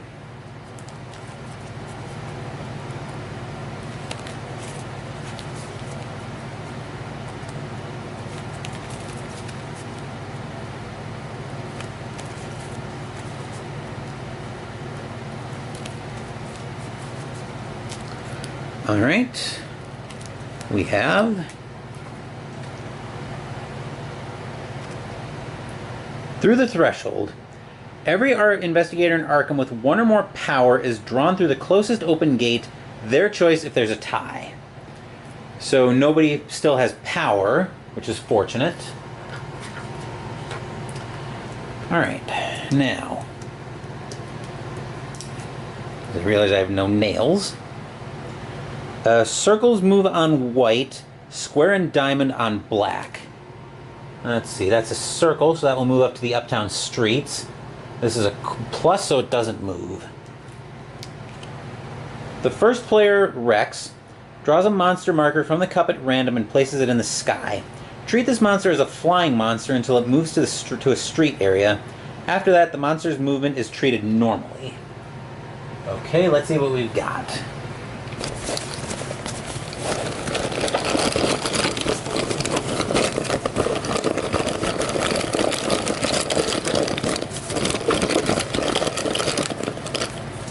Alright, this will be our monster that's going to the sky. We get... Unfortunately, this is no moon creature hoax because Bayakis actually do fly. -2 to sneak past. Circle monster. It shrieked and flapped its wings.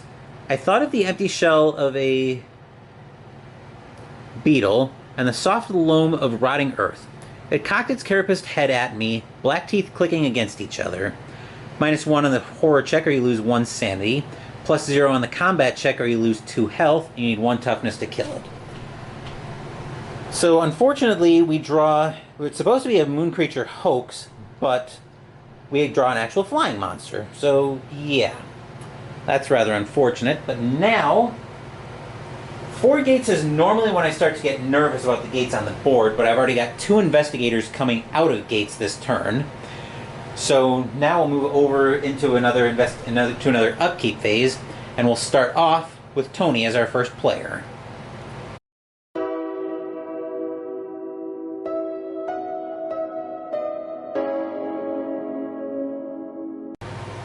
Alright, Tony is coming out at the Plateau of Leng this turn at the Unnameable.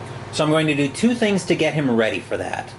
First, I'm going to bump his fight up to 4 and his will up to 2.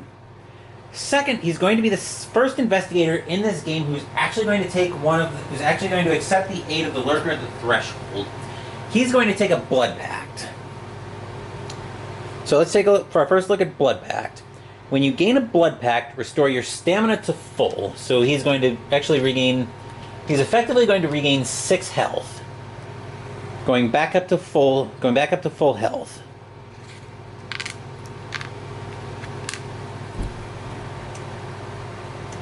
In any phase, while this card is refreshed, anytime you would gain any amount of stamina, you may instead gain that amount of power.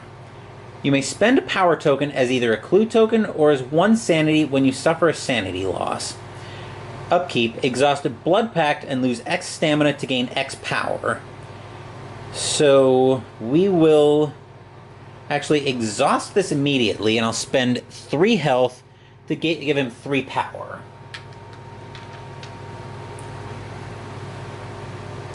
So there are power tokens, which means Tony can now spend these as clue tokens.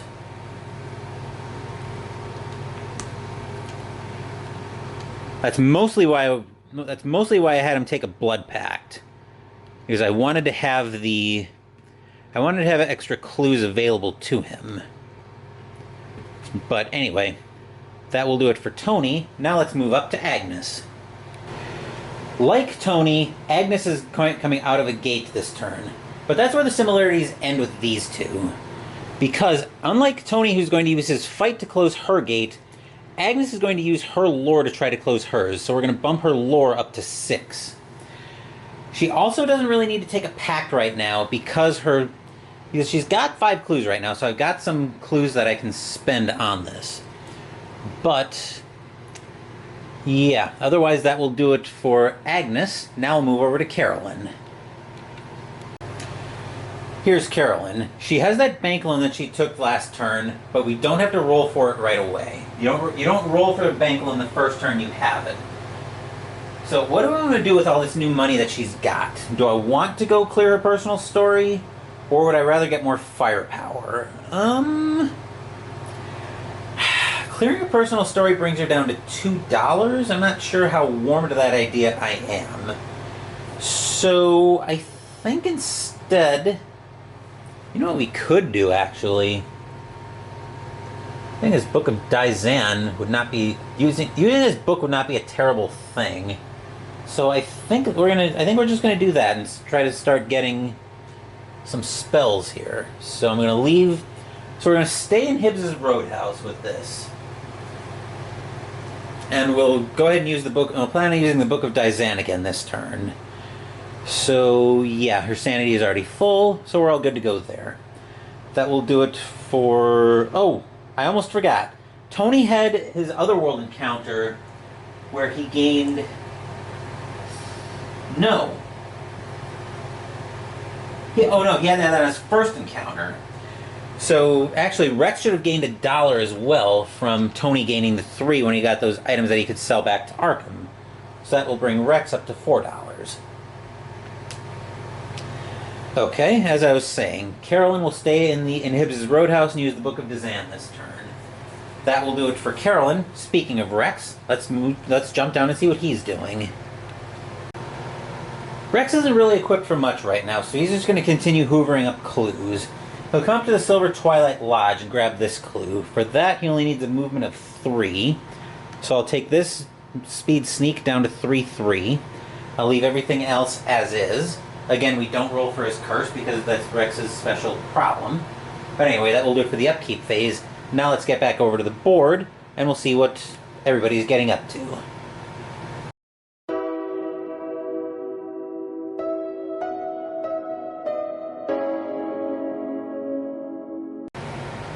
Alright, here's Tony. He's moving about a foot in physical space on the game board, but he's moving dimensions from Plateau of Leng back to the Unnameable, and we'll give him an explored token to indicate that he's explored the gate. which means as long as he stays there and has that explored token, he won't get pulled back through the gate again. If he were to leave the location, however, he would have to go try to close the gate again, and he'd have to explore it all over again. But that will do it for Tony. Now let's see what Agnes is doing. In the physical sense, Agnes is much closer. Same situation as Tony, as she's moving through dimensions. So she moves back to the witch house, and she gets an explored token as well for that gate. That will do it for Agnes. Let's move over to Carolyn. Carolyn's turn will be just using the Book of Dazan. Exhaust and spend 2 movement points, which she has. She'll only have 1 left, but she's staying put, to make a lore -1 check. So, yeah, so her lore is 5, -1 is 4, so we get 4 dice.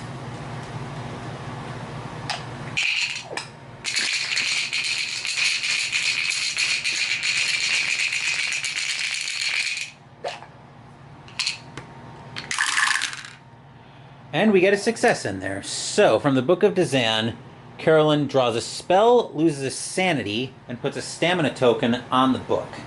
So we lose a sanity, put a stamina token on the book, and we get to draw a spell. Conversely, Agnes will get to draw a spell as soon as I get done with this. Carolyn draws. We'll draw from this stack. So for her spell, Carolyn will draw.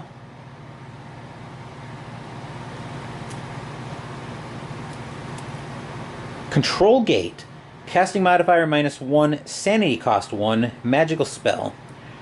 Movement. Cast and discard to search through the gate's marker stack for the gate of your choice. Replace an existing open gate with that gate marker, then shuffle the gate marker stack. Okay, that could be cool. And then because of Students of the Arcane, Agnes gets to draw a spell as well. So Agnes will draw.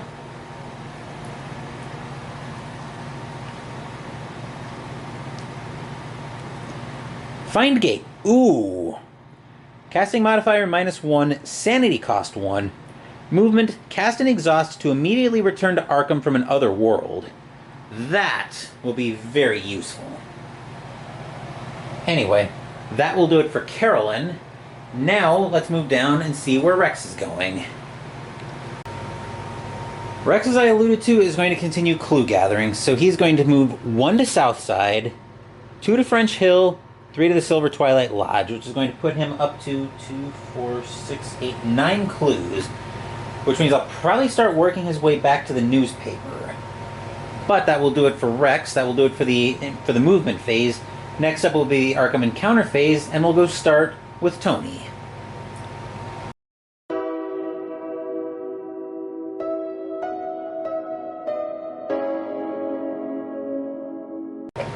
Alright. Taking a look at Tony, his fight is 4. Plateau of Lang is a -1, effectively a -2 gate because of the... Effectively -2 gate because of the lurker. So we have 2 dice to try to close this gate, but we've got some rerolls.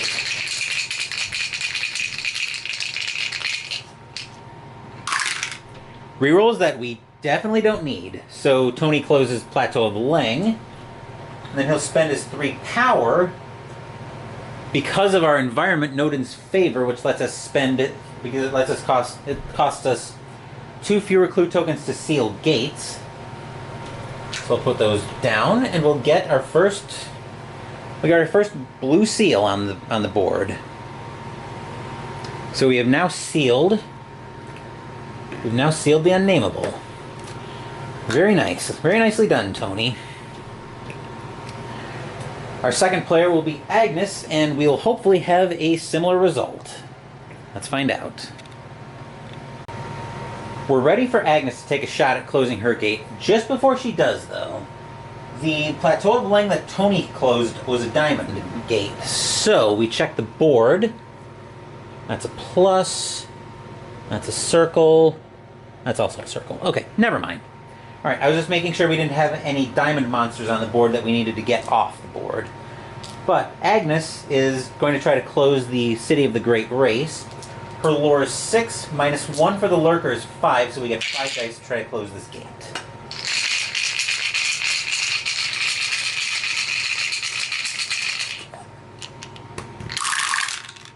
And just like Tony, Agnes doesn't need any of her rerolls. So she will close the City of the Great Race. And we just checked for diamonds. We have no triangles on the board either. All the same monsters, so she gets that as a trophy. Then we'll spend 3 clues to put out our second blue seal at the Witch House. So that's very good work on Agnes's part as well. Already a productive turn. That will do it for Agnes. Now move over to Carolyn, who's at Hibbs' Roadhouse. We'll grab our handy-dandy little tan deck here for Carolyn, who's at Hibbs' Roadhouse.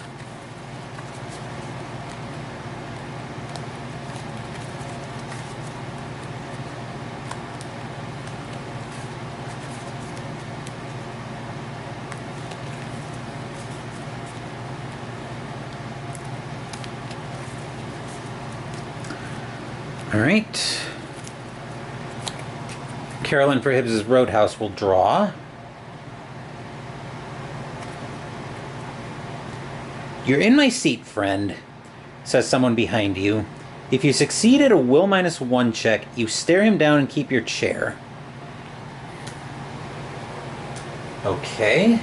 So her will is 3 -1 is 2. So let's have this, Carolyn.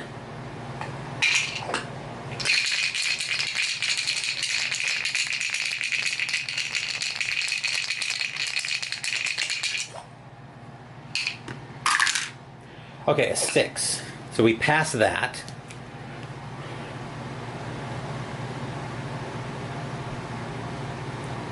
Which means we avoid bad stuff, so if you want to bother yourself with that, go ahead and pause the video to read that.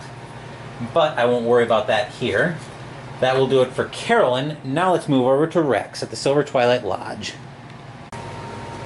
Now we have Rex paying a visit to the place where Agnes and Carolyn's adventure, where this game started from, essentially. So we have the blue deck for the Silver Twilight Lodge. The text on the board mentions that if you have a Silver Twilight membership, then you look at the Inner Sanctum when you have encounters here.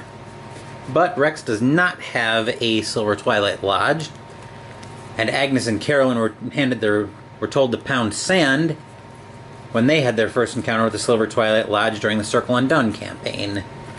So we'll go ahead and take a look at this card. Silver Twilight Lodge. In French Hill.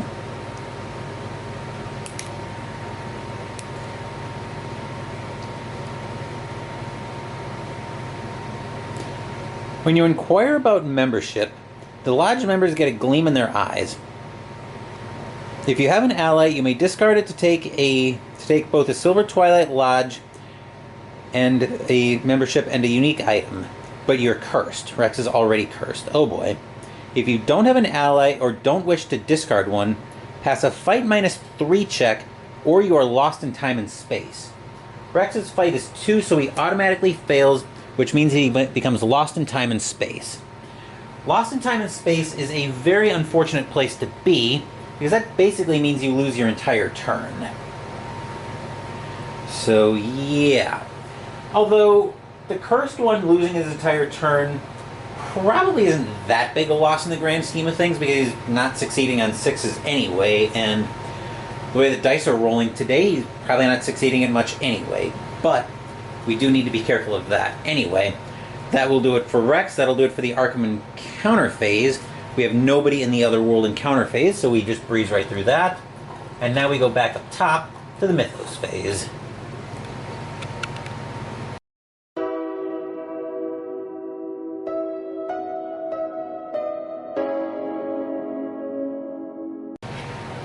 We're back up top for the Mythos Phase. Once again, we need a card from the Deck of Doom. And we have a headline, but I'm getting ahead of myself.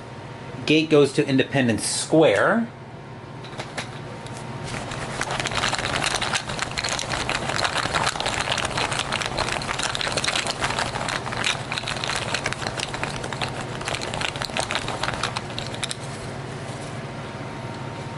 We have another normal gate, and this time we have another dimension, +0, which is really -1 because of the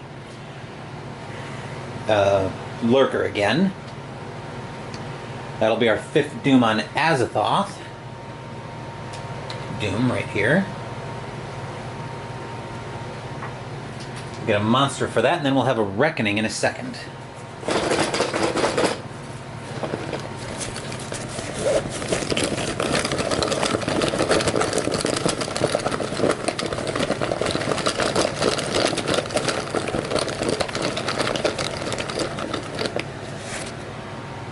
Ooh, we have a Wraith coming out. These things are supposed to be bad news. It's also a flying monster.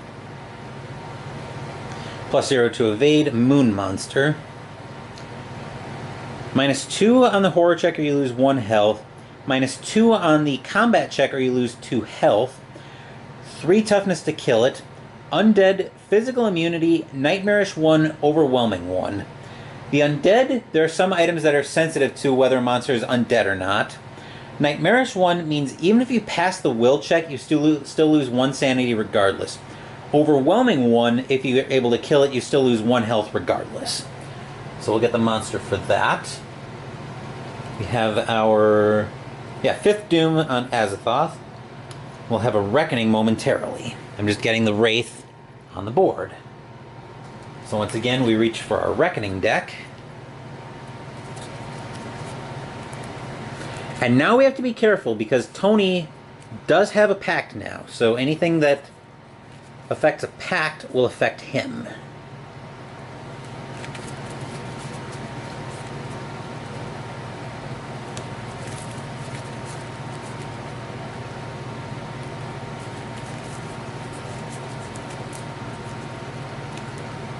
Alright, so here's our Reckoning for this, for another dimension coming out. We get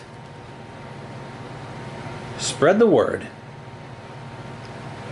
Each investigator may choose to immediately gain 1 or more Dark Pact. Then, if there's at least 1 investigator who does not have a Dark Pact, each investigator who does have a Dark Pact is cursed. Okay, so let's think about this for a minute. Alright, Tony already has a Blood Pact, so he'll be fine. We won't have to take 1 for him. Agnes... Actually, Agnes... It's either take a Pact or get cursed. We're seeing how much of a problem getting cursed is causing Rex. So... I'm going to double check one thing. I don't think double curse is a thing in this game the way it is in Eldritch.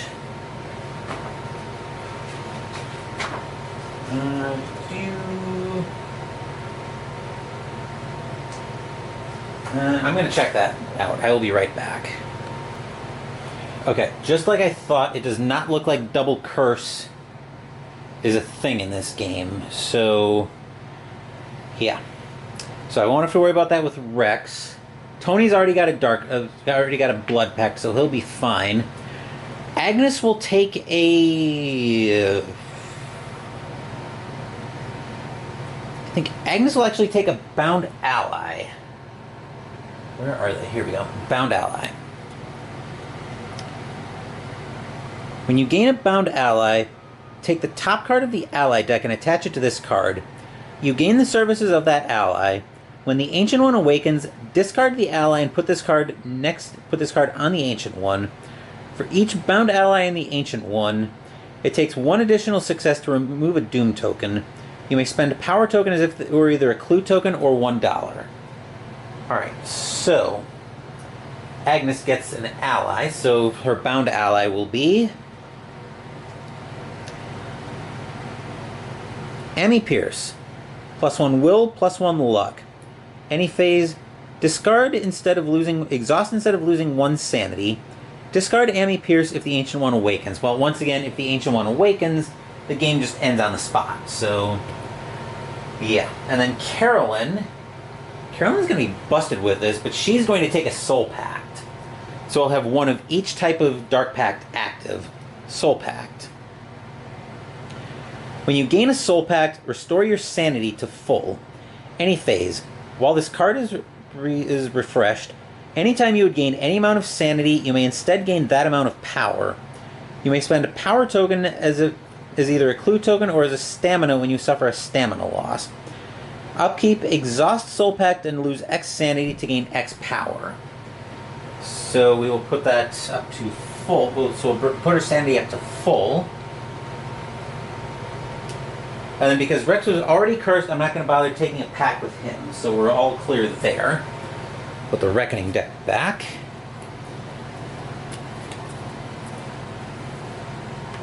Clue will appear at the Unnameable, which will go straight into Tony's pocket. So there's that clue going into Tony's pocket.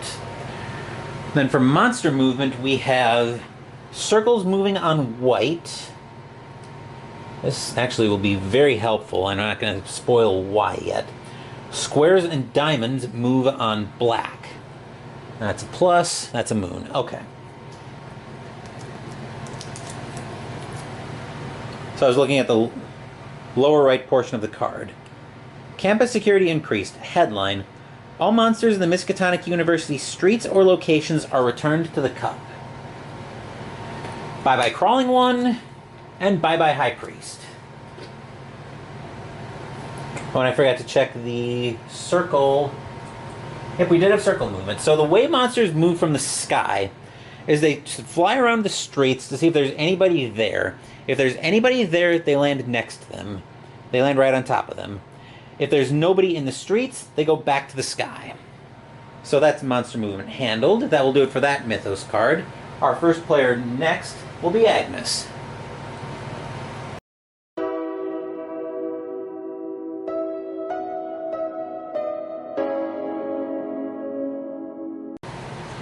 Starting to machine gun these gates is not an idea of lunacy. And it might give us a chance to win the game. So now I got to figure out what kind of configuration I want on these gates, because I don't think the only problem here is that Agnes is our first player. Well, we have two problems. Agnes is our first player, and Rex is lost in time and space. The reason that Agnes being our first player is a problem is because she's got that Migo brain case, but the problem is somebody needs to move into position for me to use it. But I think into that relay gate, Agnes is probably going to be our best bet anyway, because that's going to be a -4 gate, and Agnes is going to have 2 dice to try to close it.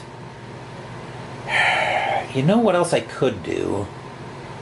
No, I couldn't, because Carolyn's speed isn't high enough.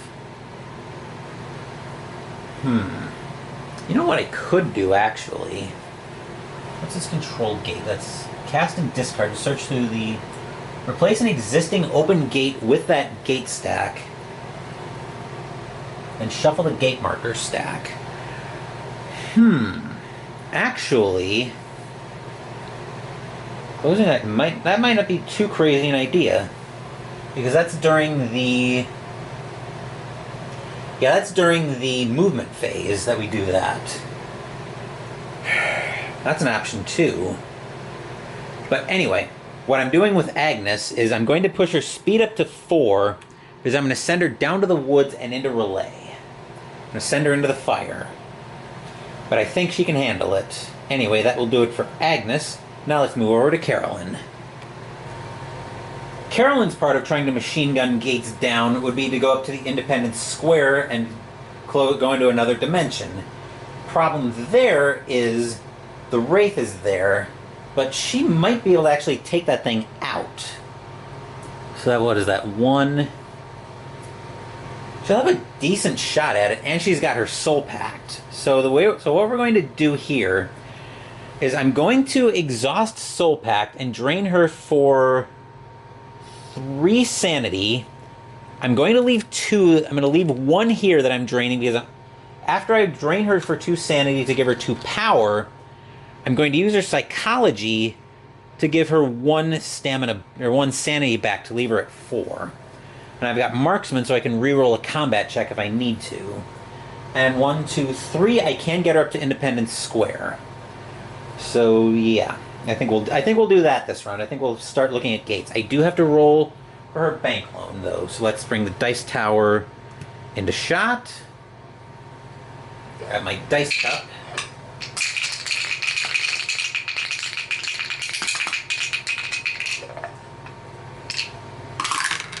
Alright, a 1, so we have to pay $1.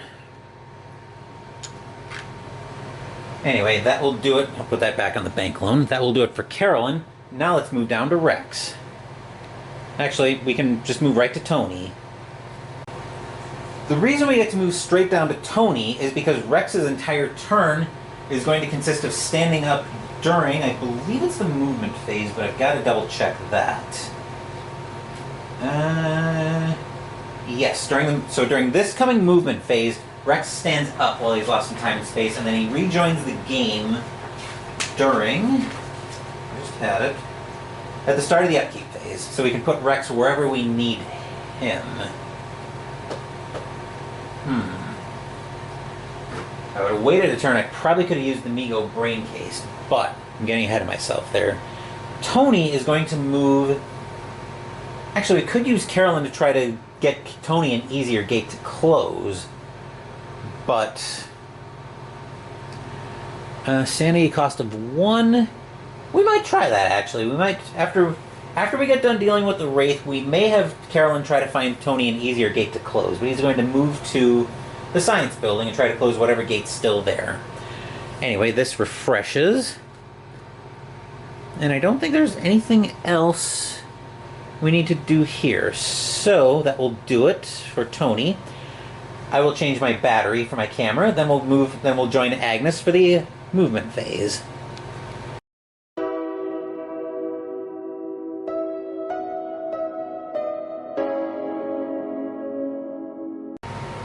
We're down here with Agnes right here in shot at the Witch House. For move 1, she'll move to French Hill, 2 to Miskatonic University streets, 3 to Uptown streets, and 4 to the Woods. Plan on sending Agnes into whatever gate's there. I was having a thought off camera of maybe giving Agnes the easier gate, but she'll still have a decent amount of dice, and I'm going to have her with some rerolls as well. So... I think we're going to leave Agnes... I think we're going to leave the plan as is and try to give Tony an easier gate. That will do it for Agnes, though. Let's move over and pay Carolyn a visit.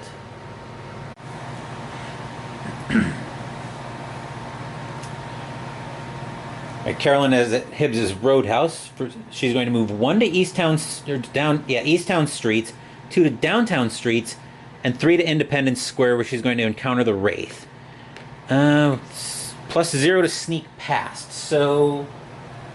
Never mind, she's got a sneak of 0, so she's not sneaking past it, which will bring us into combat. So we're a -2 on the horror check, or we lose 1 sanity. Her will right now is 3, so she gets 1 die. We'll bring the dice tower into shot.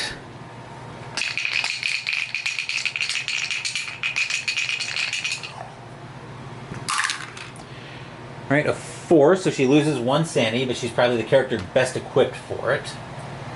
And then we go into the combat check. So we have +1 from the Brass Knuckles, her fight's 2, so that's 3. We'll exhaust the fetch stick to bring her up to 10. -2 on the Wraith is 8, and we need 3 successes. So 1, 2, 3, 4, 5, 6, 7, 8. Come on, Carolyn.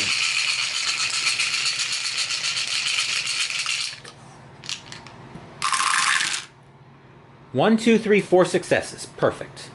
So Carolyn gets to claim this as a 3 toughness monster trophy, but she does lose a health because of overwhelming 1.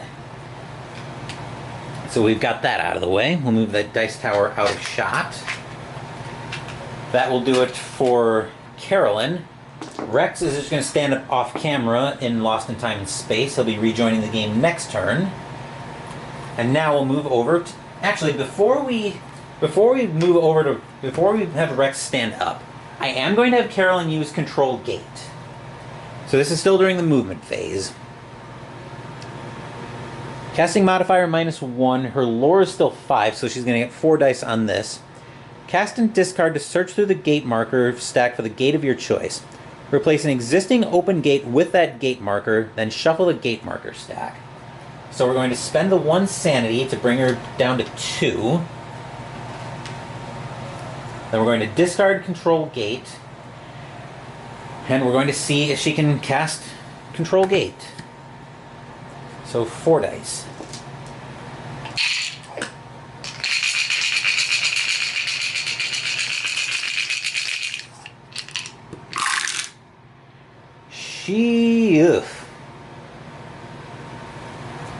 We will spend a power, even though I probably shouldn't.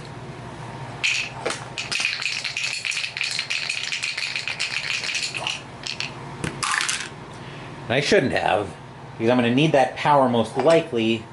So unfortunately we failed to control the gate for Tony. We tried, but we couldn't do it. Anyway, that will do it for Carolyn. Now Rex will stand up in Lost in Time and Space. And then we'll go pay Tony a visit.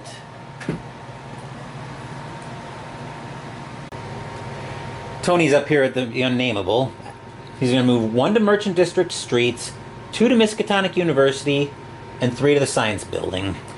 That will do it for the movement phase. Now we'll go into one of the quickest Arkham encounter phases you'll probably ever see.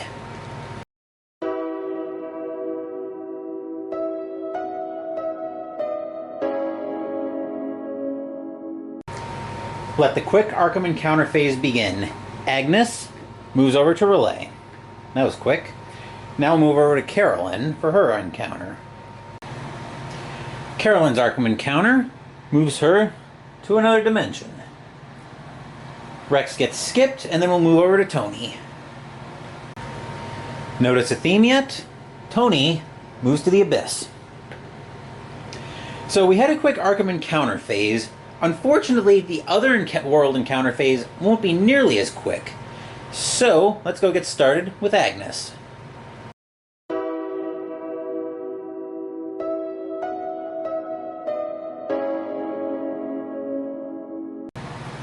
Alright, we're here with Agnes and Relay. I've got the dice tower and shot. We need a red or a yellow looking at Relay. Yellow, and we have Relay. The city is filled with unnerving alien angles.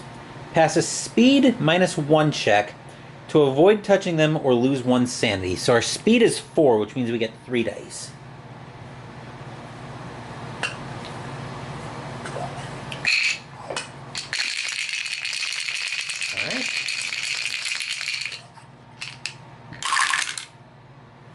Alright. We will deal with the losing 1 sanity, because I've got a little bit of a plan here for Agnes.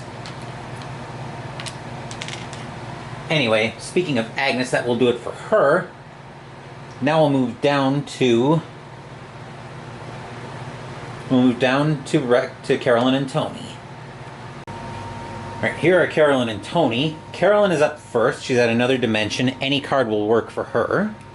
So this is probably going to be it. And we have Relay and Plateau of Lang, but we go to Other. There is nothing here but barren wastes. No encounter. Tony needs a red or a blue card, so he's got to be a little more picky. Blue card. And we go to Other. What was that? Lose 1 sanity. Uh-oh. This could be bad, potentially. But, anyway, so we didn't need the dice tower for either encounter. That will do it for the Otherworld encounter phase. Now let's move back up top for the Mythos phase.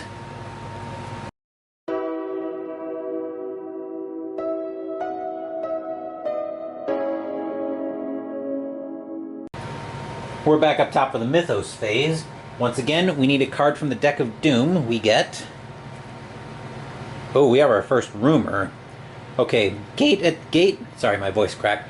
Gate at the Unnameable, except we already have a seal on the Unnameable, so wonderful. Go to Monster Movement, because there's no clue on here. Hexagons move on white, except we've also been keeping the monsters down pretty well. Slash, Triangle, and Star move on black. which we have none of that. So, okay. So that's all handled. We have our first rumor. Ongoing effect. Each time a gate opens, place a clue token on this card. Pass. Investigators who end their movement in the Southside streets can discard 2 gate trophies to return this card to the box and gain 2 clue tokens. Fail. When there are as many clue tokens as there on this card as there are investigators plus 1, return this card to the box and draw a new Mythos card. Treat any gates opened by that Mythos card as gate bursts and ignore the rest of the card. Activity at Southside Streets. Southside Streets is down here. So we'll grab an activity marker for that. That will do it for the Mythos phase. Our next investigator will be Carolyn, and we'll move over to our play area to see her upkeep phase.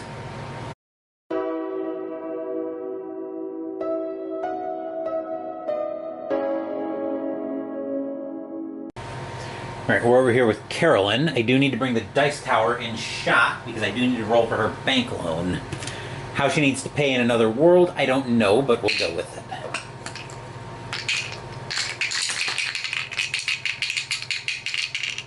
Thematically, it makes no sense that you have to pay on a bank loan while you're in another world, but whatever. Alright, so a 3 means we have to pay another $1 out. Glad I didn't try to get into that. But anyway, now everything refreshes. Carolyn is just moving to the second half of another dimension. She will regain a sanity, go up to 3. That will do it for Carolyn. Now let's move over to Rex, now that he's rejoining the game. So Rex's upkeep means he gets to actually rejoin the game, and we're going to move him to the Unvisited Isle, which will give him the clue. So that'll put him up to 10. And I'll move him up to the newspaper this turn. I have enough speed to do that, so we'll clear his personal story next turn. Anyway, that will do it for Rex. Now let's move back down to Tony's play area.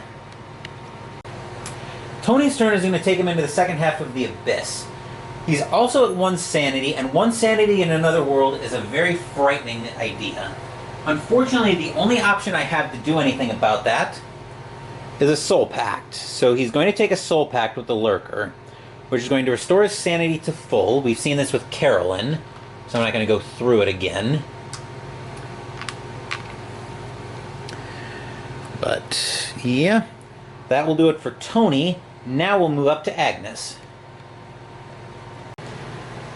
So I mentioned having a little bit of a plan with Agnes in her last Otherworld encounter phase.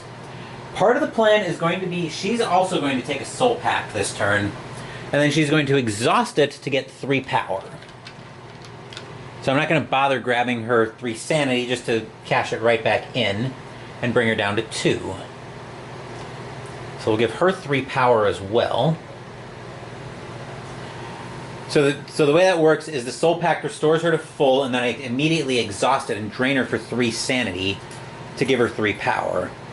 But the plan here is Agnes is going to try to use Find Gate to try to come out of Relay and have a shot at closing that gate. Hopefully this will work out, but I'm far from sure about that.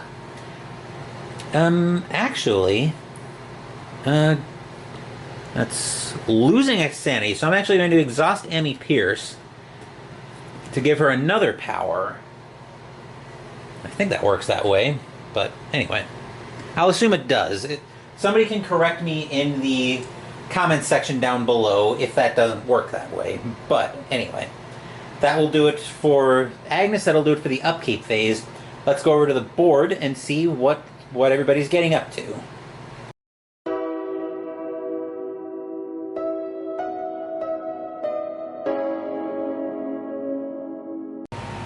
Carolyn's movement phase will find her moving to the second half of another dimension. Nice and simple. Now we'll go up to Rex. Rex is up here in shot. He will move 1 to the Merchant District, 2 to the North Side Streets, and then 3 up to the newspaper. And the plan is coming together for next turn. That will do it for Rex. Now we'll move down to Tony. Tony's movement phase is moving him over to the second half of the Abyss. Very uneventful movement phase for Carolyn and Tony. Hopefully Agnes's will be a little more eventful than that. Let's go find out. Agnes is going to try to return to Arkham using Find Gate. So Find Gate. Alright, cast and exhaust. So casting modifier is -1. Sanity cost is 1. So we're going to put her down to 1 sanity, which could be scary, but...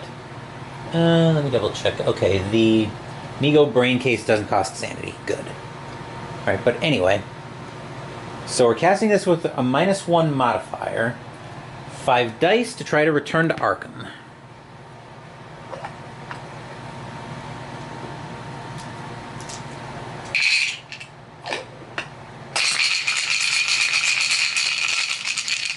Let's see what we do, Agnes.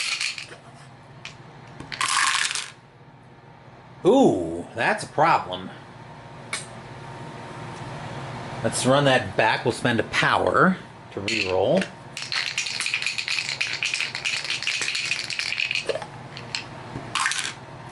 We'll spend another power to reroll.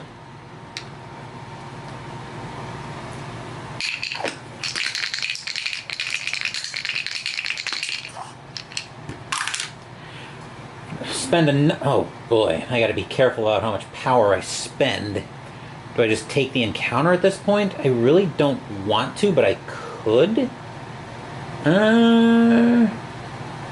No. I think we just fail that, which is unfortunate, and then move her into the second half of Relay. That didn't work, but anyway, that will do it for the movement phase. Now we'll go up into the Arkham Encounter phase. Well, we'll transition into the Arkham Encounter phase. Carolyn is still in another world, so we'll go right to Rex.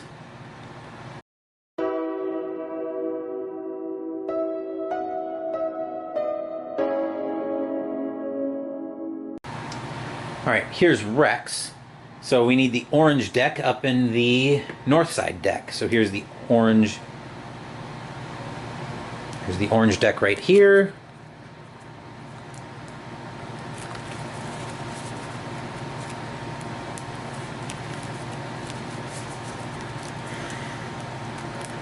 Still bummed that Find a Gate didn't work for Agnes.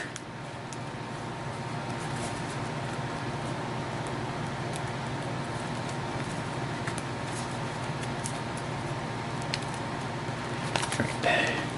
The newspaper for Rex.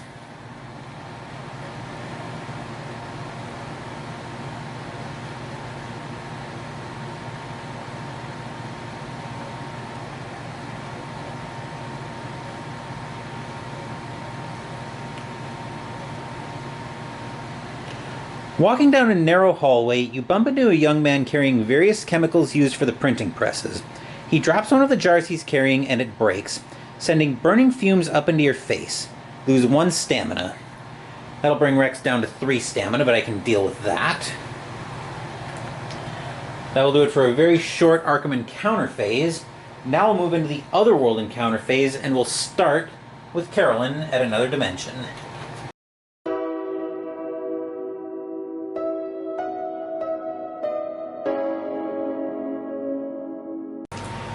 Same encounters as before. Carolyn will take the first one off the top.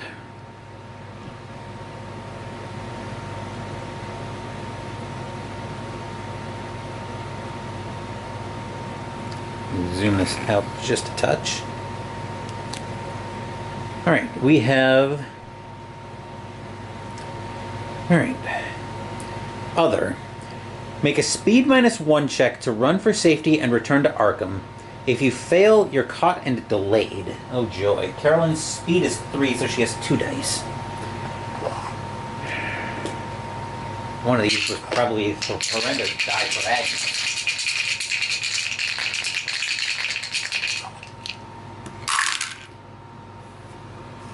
And they're horrendous for Carolyn as well. But I'm going to spend a power to make sure I don't get delayed. To try to make sure I don't get delayed.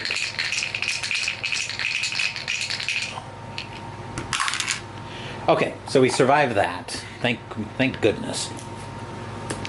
And then Tony at the Abyss, he needs a red or a blue.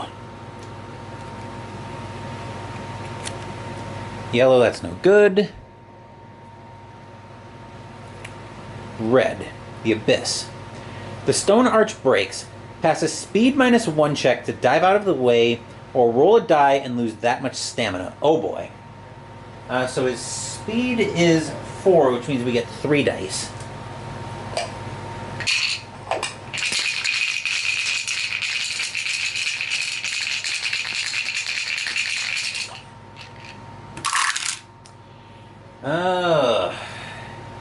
Yuck. Alright, well, I'm going to chance this and spend a clue. I'm taking a risk here. But I need a couple things to go my way before I have a good we'll chance it. I'm going to spend another clue because I do have 2 packs that I can exhaust for power. I need this to work. Oh my god! Alright, another clue.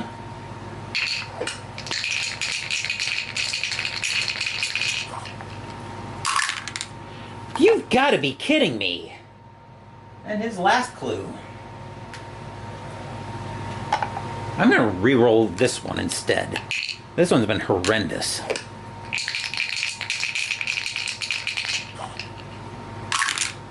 Ugh! Okay, so we fail. So unfortunately we have to roll a die and lose that much stamina.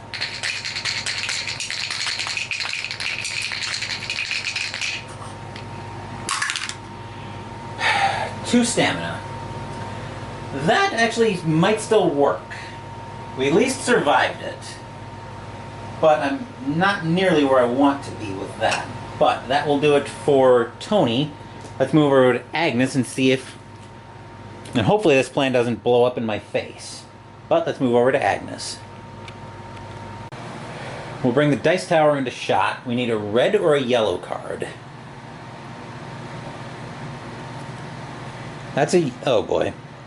We have a relay. The stink of this place is unbearable.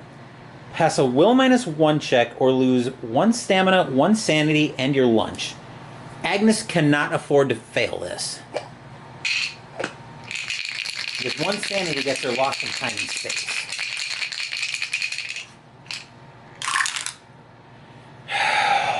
We'll spend power. I'm going to re-roll the 1, see if we can get something a little better out of that.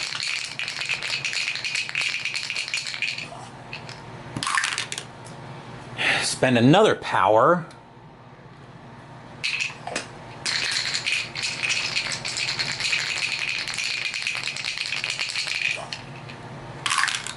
There we go, a 5.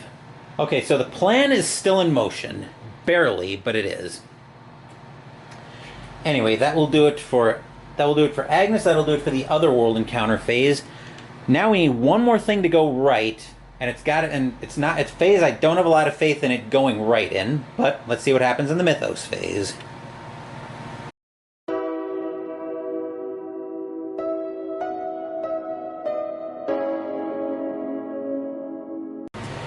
Alright, we're back up top for the Mythos phase. This is the moment of truth. Let's see what happens with the deck of doom. We get... I think we might have dodged a bullet, boys and girls. So, the Unnameable is our gate location, except that's still sealed. Clue will appear at the woods, except it doesn't because there's a gate there. Slash triangle star moves on white. Except our only monster right now on the board is a Bayaki, which is a circle, so that won't move either because of a pentagon.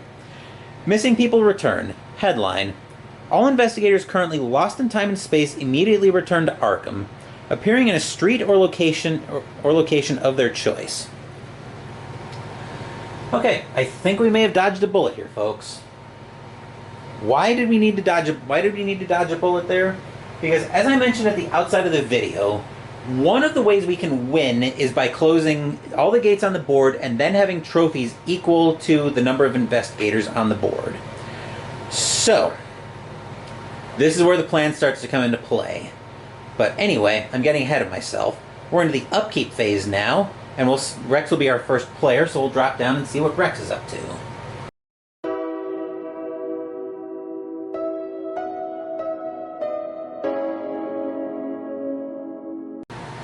Alright, we're over here with Rex. He's been mostly cheerleader and kind of not really doing much to speak of. But he is in the upkeep phase, so... He's in the upkeep phase and he's at the newspaper, so... We're going to spend all 10 of his clues.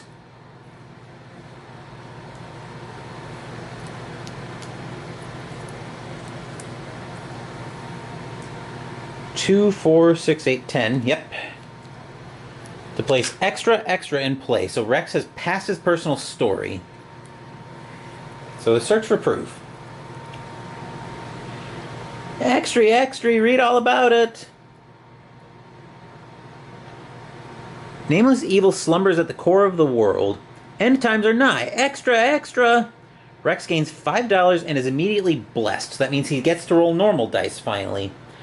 And on upkeep, the first player gains 1 clue token.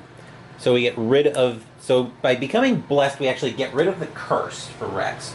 And remember, that's the only way he can get rid of it.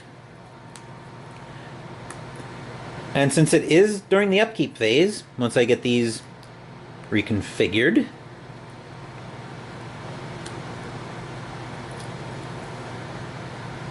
It's unfortunate that it's Rex and not somebody actually mildly relevant to what could be happening here, but... It's Rex, and to borrow a saying that I've used before and heard. Come on.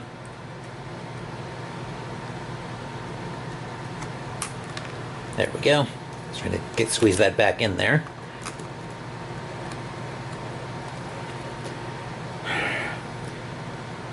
To use a saying I've heard and used a lot of times, it is what it is. But anyway, it is the upkeep phase, so Rex gains a clue token. That will do it for Rex. Now we'll move over to Tony. I never did figure out what Rex is doing, so I guess he's going to move down. Oh, I never gave him his $5 either. So that brings Rex up to 9. I think Rex is probably going to go to... I think he's just going to go to Arkham Asylum and get some psychiatric care. I don't want to have anything going wrong at this point.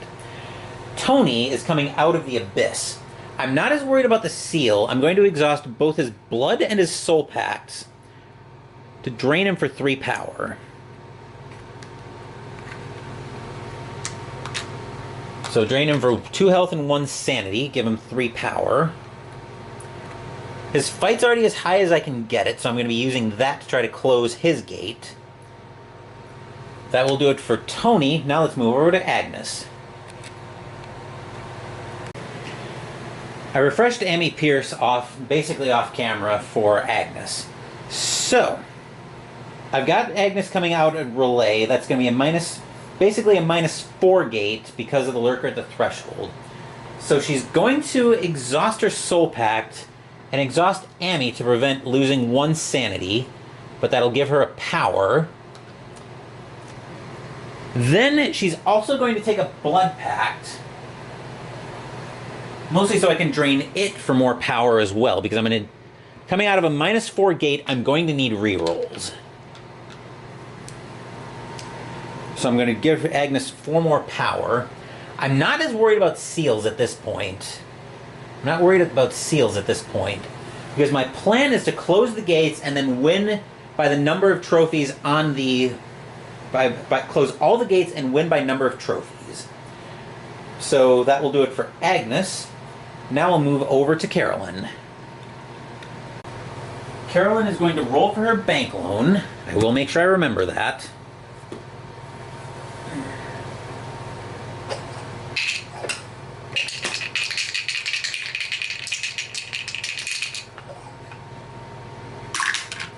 A 1, so she's got to pay another $1, which means I'll have to break this 5 into 4 singles. Bring her down to 14, but I don't think it's going to matter in the grand... Well, I shouldn't say that. Anyway, I'll use her psychology to heal for 1 sanity, and then I'm going to exhaust her soul pact and drain her for 3 to give her 3 power. So I didn't take the sanity back, I just kind of shortcutted that because I knew I was going to be draining her for 3 power anyway. But there's 1, 2, and 3. Anyway, that will do it for the upkeep phase. Now let's go into the movement phase, and we'll start with Rex.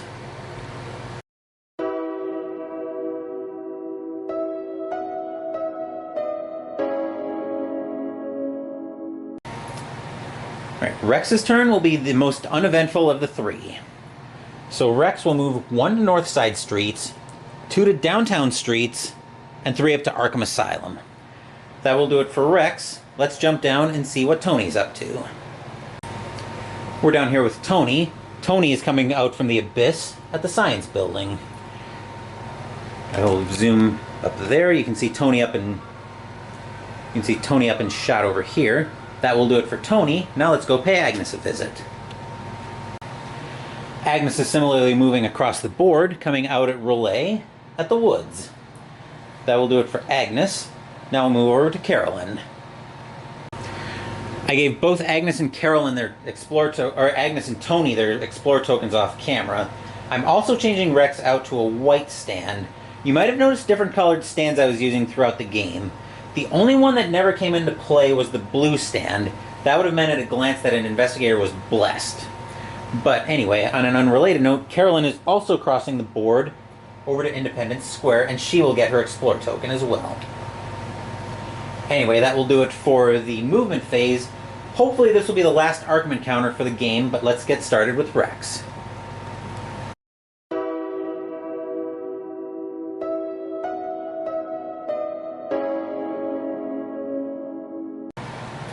We're up here with Rex. For his first non-cursed encounter, Rex is actually going to recover his sanity for free and go up to full sanity. So that will do it for Rex. Let's move up to Tony.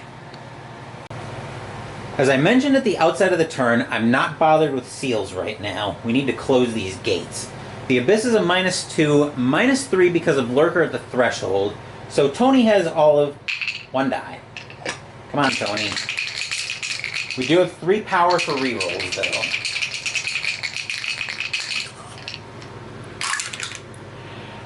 That's a 1. That's bloody rubbish.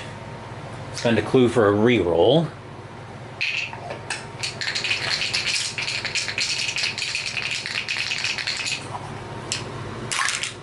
Another 1. Are you kidding me?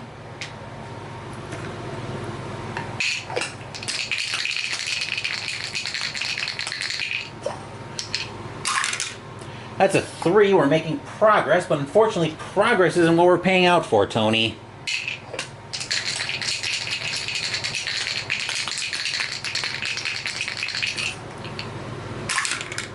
Another 3. Damn it. We couldn't close the gate. We couldn't close the Abyss. Which means we'll have to try again next turn, most likely. But that will do it for Tony. Now let's see if Agnes has a little better luck. Agnes has a -4 gate that she's looking at with a lore of 6. She gets 2 dice. If she passes this quickly, she can't bother about trying to seal the gate, though.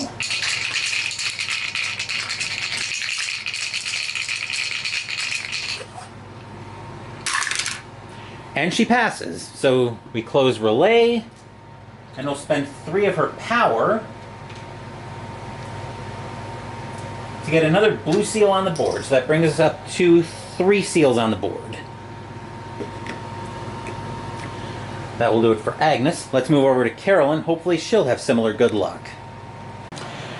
I think Carolyn has the easiest gate of the bunch and the best chance to close it, even though Agnes closed it with no problem whatsoever. So her gate is a +0, aka -1 because of Lurker. She's got a lore of 5, -1 is 4 dice. And we have clues and power for reroll. So come on, Carolyn.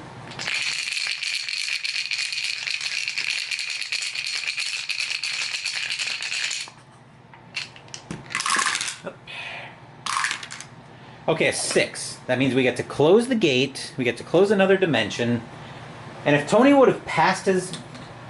We're also going to spend the 3 clues, the 3 power, to get another blue seal, bringing us up to 4. See, if Tony would have closed his gate, the game would be over right now. And we'd be talking about how we'd be celebrating victory. But Tony couldn't get the job done. Anyway, that will do it for the other world, for the Arkham Encounter phase. Nobody's in another world, so we get to move up top for the Mythos phase.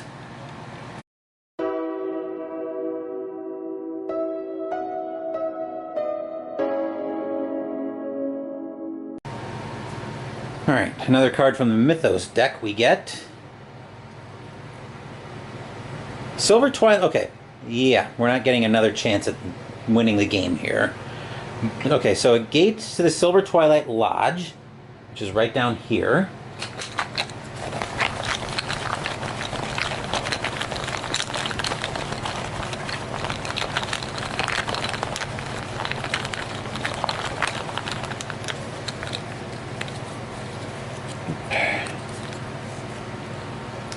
A regular gate we get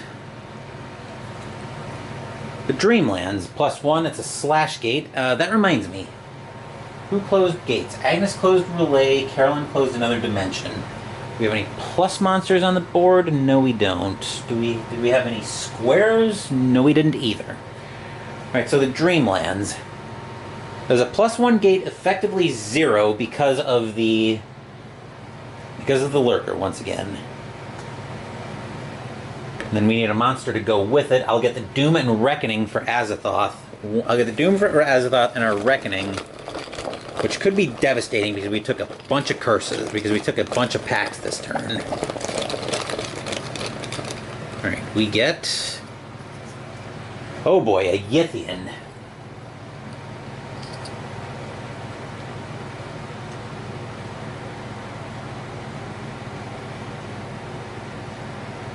-1 to evade, it's a triangle monster. If you fail a horror check against a Yithian, you're lost in time and space. -1 on that, -2 on the combat check, or you lose 2 health, 3 toughness to kill it. Yuck. That thing is bad news.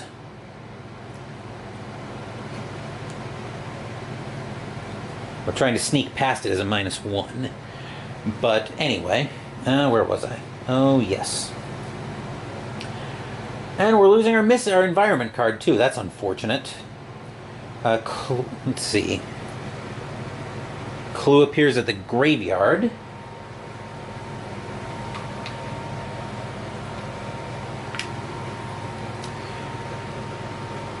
Square and diamond move on white, which we don't have any of those on the board. And circle moves on black. The only circle monster we have is the Bayaki. Flies around, sees nobody in the streets, and moves back to the sky.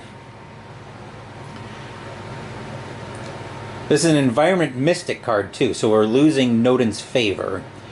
Ghouls, Formless Spawn, Shoggoths, and Flying Polyps have their toughness increased by 1. Gross. Alright, we also put a clue on the key in the gate. So put a clue on the key in the gate, which will grab a Doom for Azathoth, and we'll have our Reckoning in a minute. So clue on the key in the gate. There we go. Our 6th Doom for Azathoth, and we'll have our Reckoning.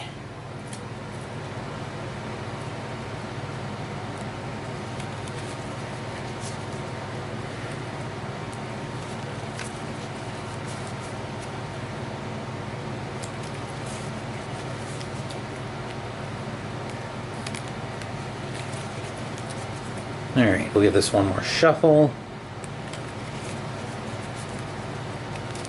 And a cut, and we'll see how bad our Reckoning is. Like I said, we took a bunch of dark pacts this turn. Unsettling Abyss. If the total power possessed by the investigators as a group is greater than or equal to is greater than the total number of investigators in the game, increase the terror level by 1. Looking at our power levels, We see Agnes has 2, and nobody else has any, so we kind of dodged a bullet on that one. Alright, so... we got away with one there, but I'm not sure how long we're going to get away with it. Anyway, our first investigator is once again Tony, and we'll move down. We'll move into the Upkeep Phase.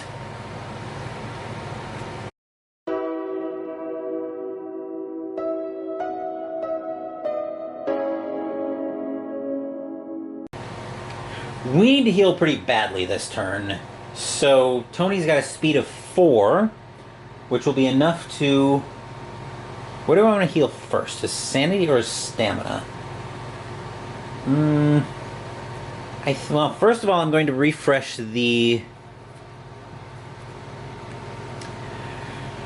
I'm going to refresh his Pact. I'm actually going to go heal his stamina, because we'll be able to drain that for a lot more health. We'll be able to drain that for a lot more power than we will his sanity, his soul Pact. The one thing I don't... okay, on Upkeep also, I gotta remember, the first player gets a clue token. So that's taken care of now. Anyway, yeah, he's gonna move down to St. Mary's Hospital and get his stamina healed up to full. So yeah, I think we'll do that. That will do it for Tony. Now let's move up to Agnes. So we're gonna refresh everything for Agnes.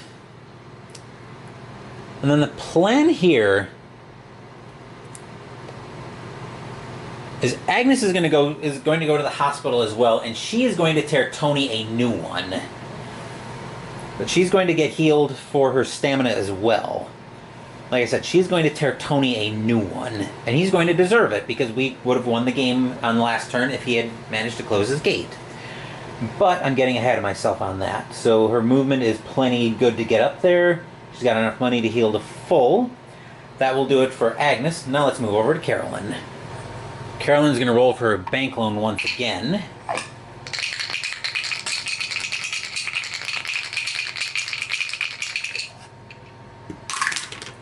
A 5, so she doesn't have to pay this turn.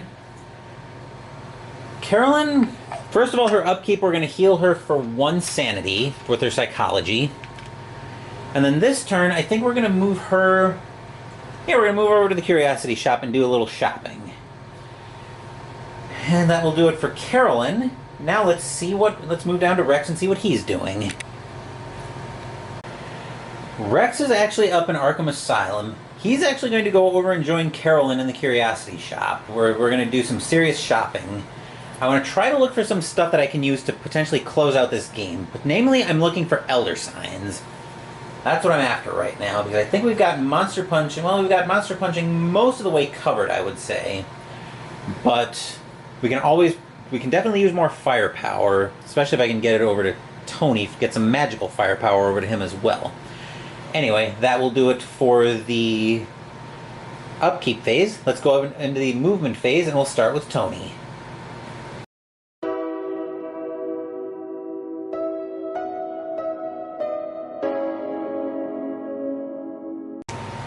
Unfortunately, we are going to lose the Tony's Explored marker for the Abyss. He's in too bad a shape, though, so that can't really be helped. So Tony is going to move 1 to Miskatonic University streets, 2 to Uptown streets, and 3 to St. Mary's Hospital. Then Agnes is going to move 1 to Uptown streets, 2 to St. Mary's Hospital, where she sees Tony. What are you doing, you incompetent moron? This could have been over if you would have just done your job. Yeah, Agnes is going to spend the next few minutes tearing Tony a new one. But anyway, that will do it for Agnes. Let's go up to Carolyn and Rex, because they'll be going to the same place. Carolyn is up in Independence Square. She'll move 1 to Downtown Streets, 2 to Northside Streets, and 3 to the Curiosity Shop.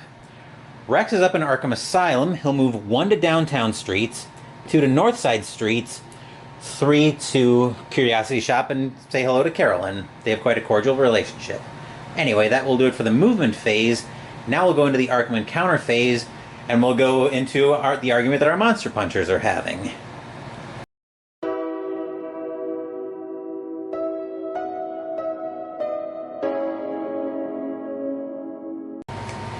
Tony will act relieved for about 5 minutes as he goes to use the text on the location, medical care. Instead of having an encounter here, you may recover stamina by receiving medical care. You may either regain 1 stamina for free or pay $2 to restore your stamina to its maximum value. So Tony will get away from Agnes chewing him out to spend $2 and heal his stamina to full. Then Agnes will proceed to also spend $2 and heal her stamina to full. Then she'll come right back out and start chewing Tony out again. Anyway, that will do it for Agnes and Tony in their Arkham encounter. Now let's go over to Rex and Carolyn. The text on Carolyn's on the Curiosity Shop reads, "Shop. Instead of having an encounter here, you may draw 3 unique items and purchase one of them for its list price. Discard the other 2 items," and that's what Carolyn's going to do. It's either magical weapons or elder signs. That's what I'm looking for here. Card 1 we have is, and I'm going to zoom this back in a little bit, or back out, because Rex and Carolyn are going to be doing the same thing. Anyway, card 1 for Carolyn.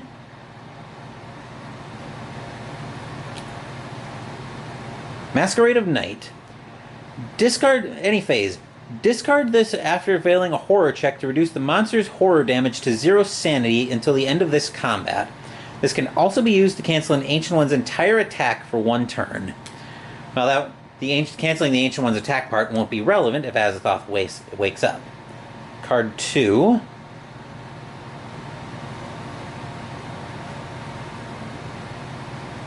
Come on. There we go. Elder Sign. This had better be a doozy or I'm snap taking the Elder Sign. Any phase. While sealing a gate, lose 1 sanity and 1 stamina and return this card to the box. You don't need to make a skill check or spend any clue tokens to seal the gate. In addition, remove 1 Doom token from the Ancient One's Doom track. This had better be a doozy or I'm probably taking that Elder Sign anyway.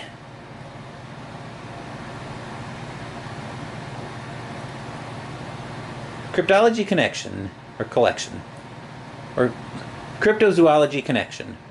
Or collection. I'll say it one of these days. Any phase. Exhaust before making an evade, horror, or spell check, or spell or combat check to gain +1 on that check. I don't think there's any argument here. I think, my opinion, we take the Elder Sign here.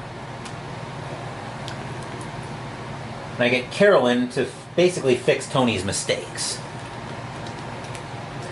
And then Rex will do the exact same thing. We'll draw another 3 cards and we'll see what we've got.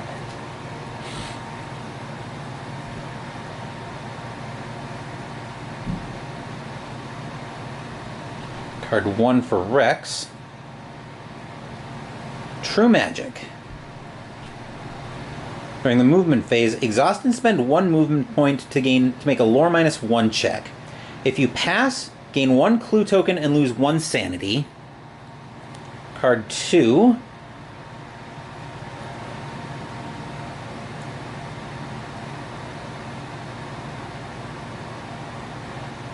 Come on. Card 2. Does not want to focus for me.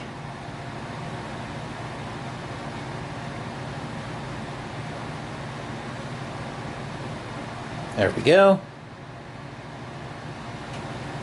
Silver Key. Any phase. Put 1 stamina token from the bank on Silver Key before making an evade check to automatically pass it. Discard Silver Key after using it if there are 3 stamina tokens on it. So basically you get 4 uses out of it. Or no, you put it on, you lose 3. And Ancient Spear. +4 to combat checks. It's a physical weapon. Any phase. Exhaust to change Ancient Spear to a magical weapon until the end of this combat. I think we'll take the Ancient Spear even though I'm not real happy to see it right now. I don't mind the weapon part, but yeah, we needed Elder Signs there. So that's $6, which I'll pay into the bank. Then I will discard these. That will do it for the Arkham Encounter phase. Nobody was in an other world for that, so we go into the Mythos. We go back up top for the Mythos phase.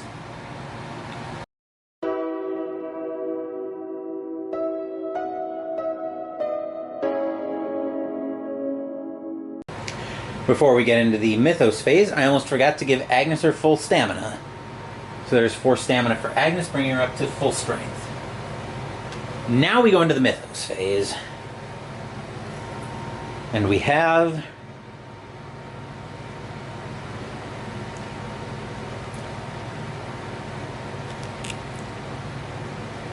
a headline. Alright, gate at the graveyard.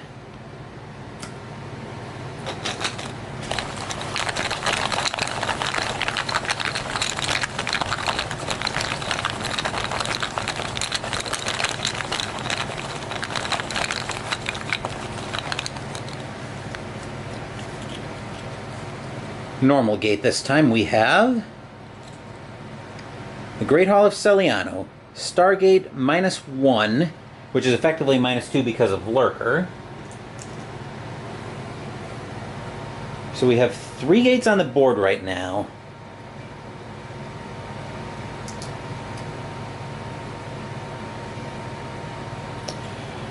Now where was that going? Graveyard, which swallows the clue that'll move to the Unvisited Isle, and then we need a monster.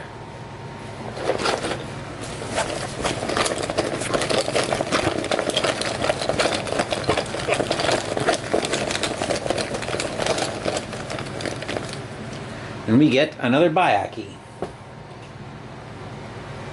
Same thing that we have on the board right now. Yep, no need to revisit it. So we'll just put that out.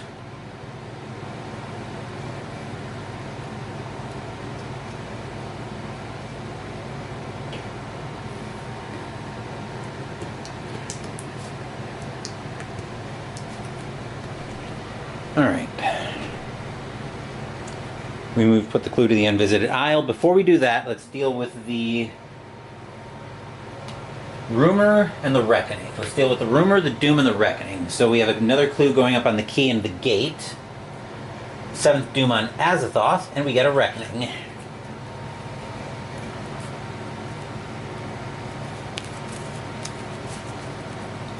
Excuse me, I'll have to cut that while I'm shuffling.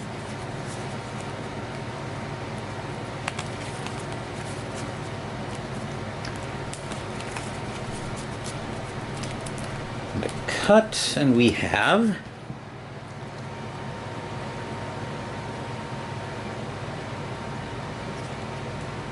Uncertain Future. Shuffle the Reckoning deck and its discard pile together, including this card, then draw a new Reckoning card. So I guess I've been doing Reckonings wrong all along.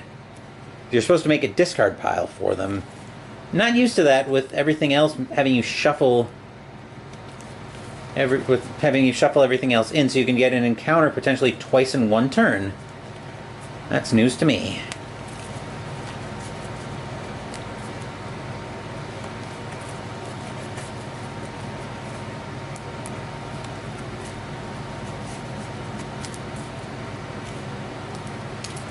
Alright, so a new Reckoning card we get.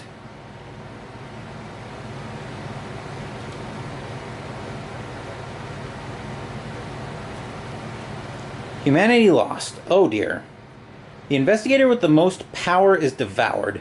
Ties broken by the first player. If no investigators have power, there is no... Oh no. This is really bad, because our investigator with the most power is also the one who's been worth the most in this game, and that's Agnes. That is very, very unfortunate. Because I had a plan. I had a plan with her this round, but that is a huge, huge curveball. Well, maybe it's not actually. Now that I look at her, she had two pacts on her. Actually, she had one of each pact on her. Yeah, but there's nothing I can do right now.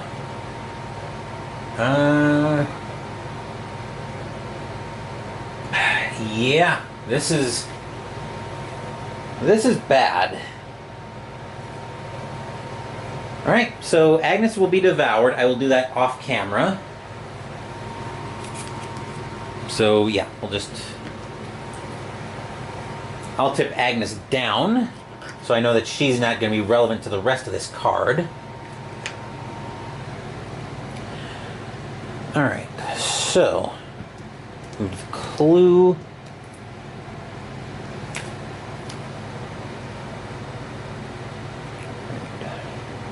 Square and diamond move on white. Circle moves on black. Both of these fly around, fly back to the sky.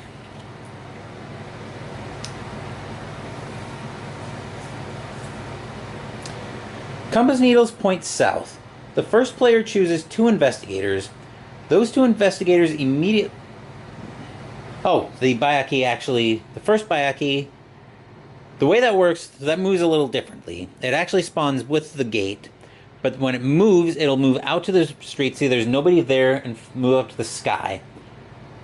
Whereas the first Bayaki who was in the sky flies around and then moves into the sky. So we end up with the same result anyway. The first player chooses 2 investigators. Those investigators immediately exchange locations, ignoring all movement monsters and movement restrictions. Right, so I think the investigators we're going to choose are going to be... I think the investigators we are going to choose, and this actually works out really well, because we're going to choose Carolyn and Tony, because Tony is going to go to... I'm planning on having Tony go to Arkham Asylum to heal this turn. Carolyn is going to venture into the Abyss. So those 2 are going to switch locations. That will do it for the Arkham and for the Mythos phase. That was really bad, losing Agnes, though. So I'll have to set up a new investigator off camera. Hello, everyone. Phoenix Knight from the future here. So I do start setting up the investigator off camera, but this first video is getting pretty long. So I'm going to actually have a part 2 that I'm going to work on later this week. I'll get that uploaded later this week, and then we will be playing Black Orchestra next week as scheduled. Thank you for watching part 1 of Arkham Horror 2nd Edition. Please give the video a thumbs up and subscribe to the channel if you haven't already. Make sure you turn on notifications if you haven't already. Be well, stay safe, take care of yourselves and your loved ones, and I'll be back with more videos in the future. Until then, take care everyone.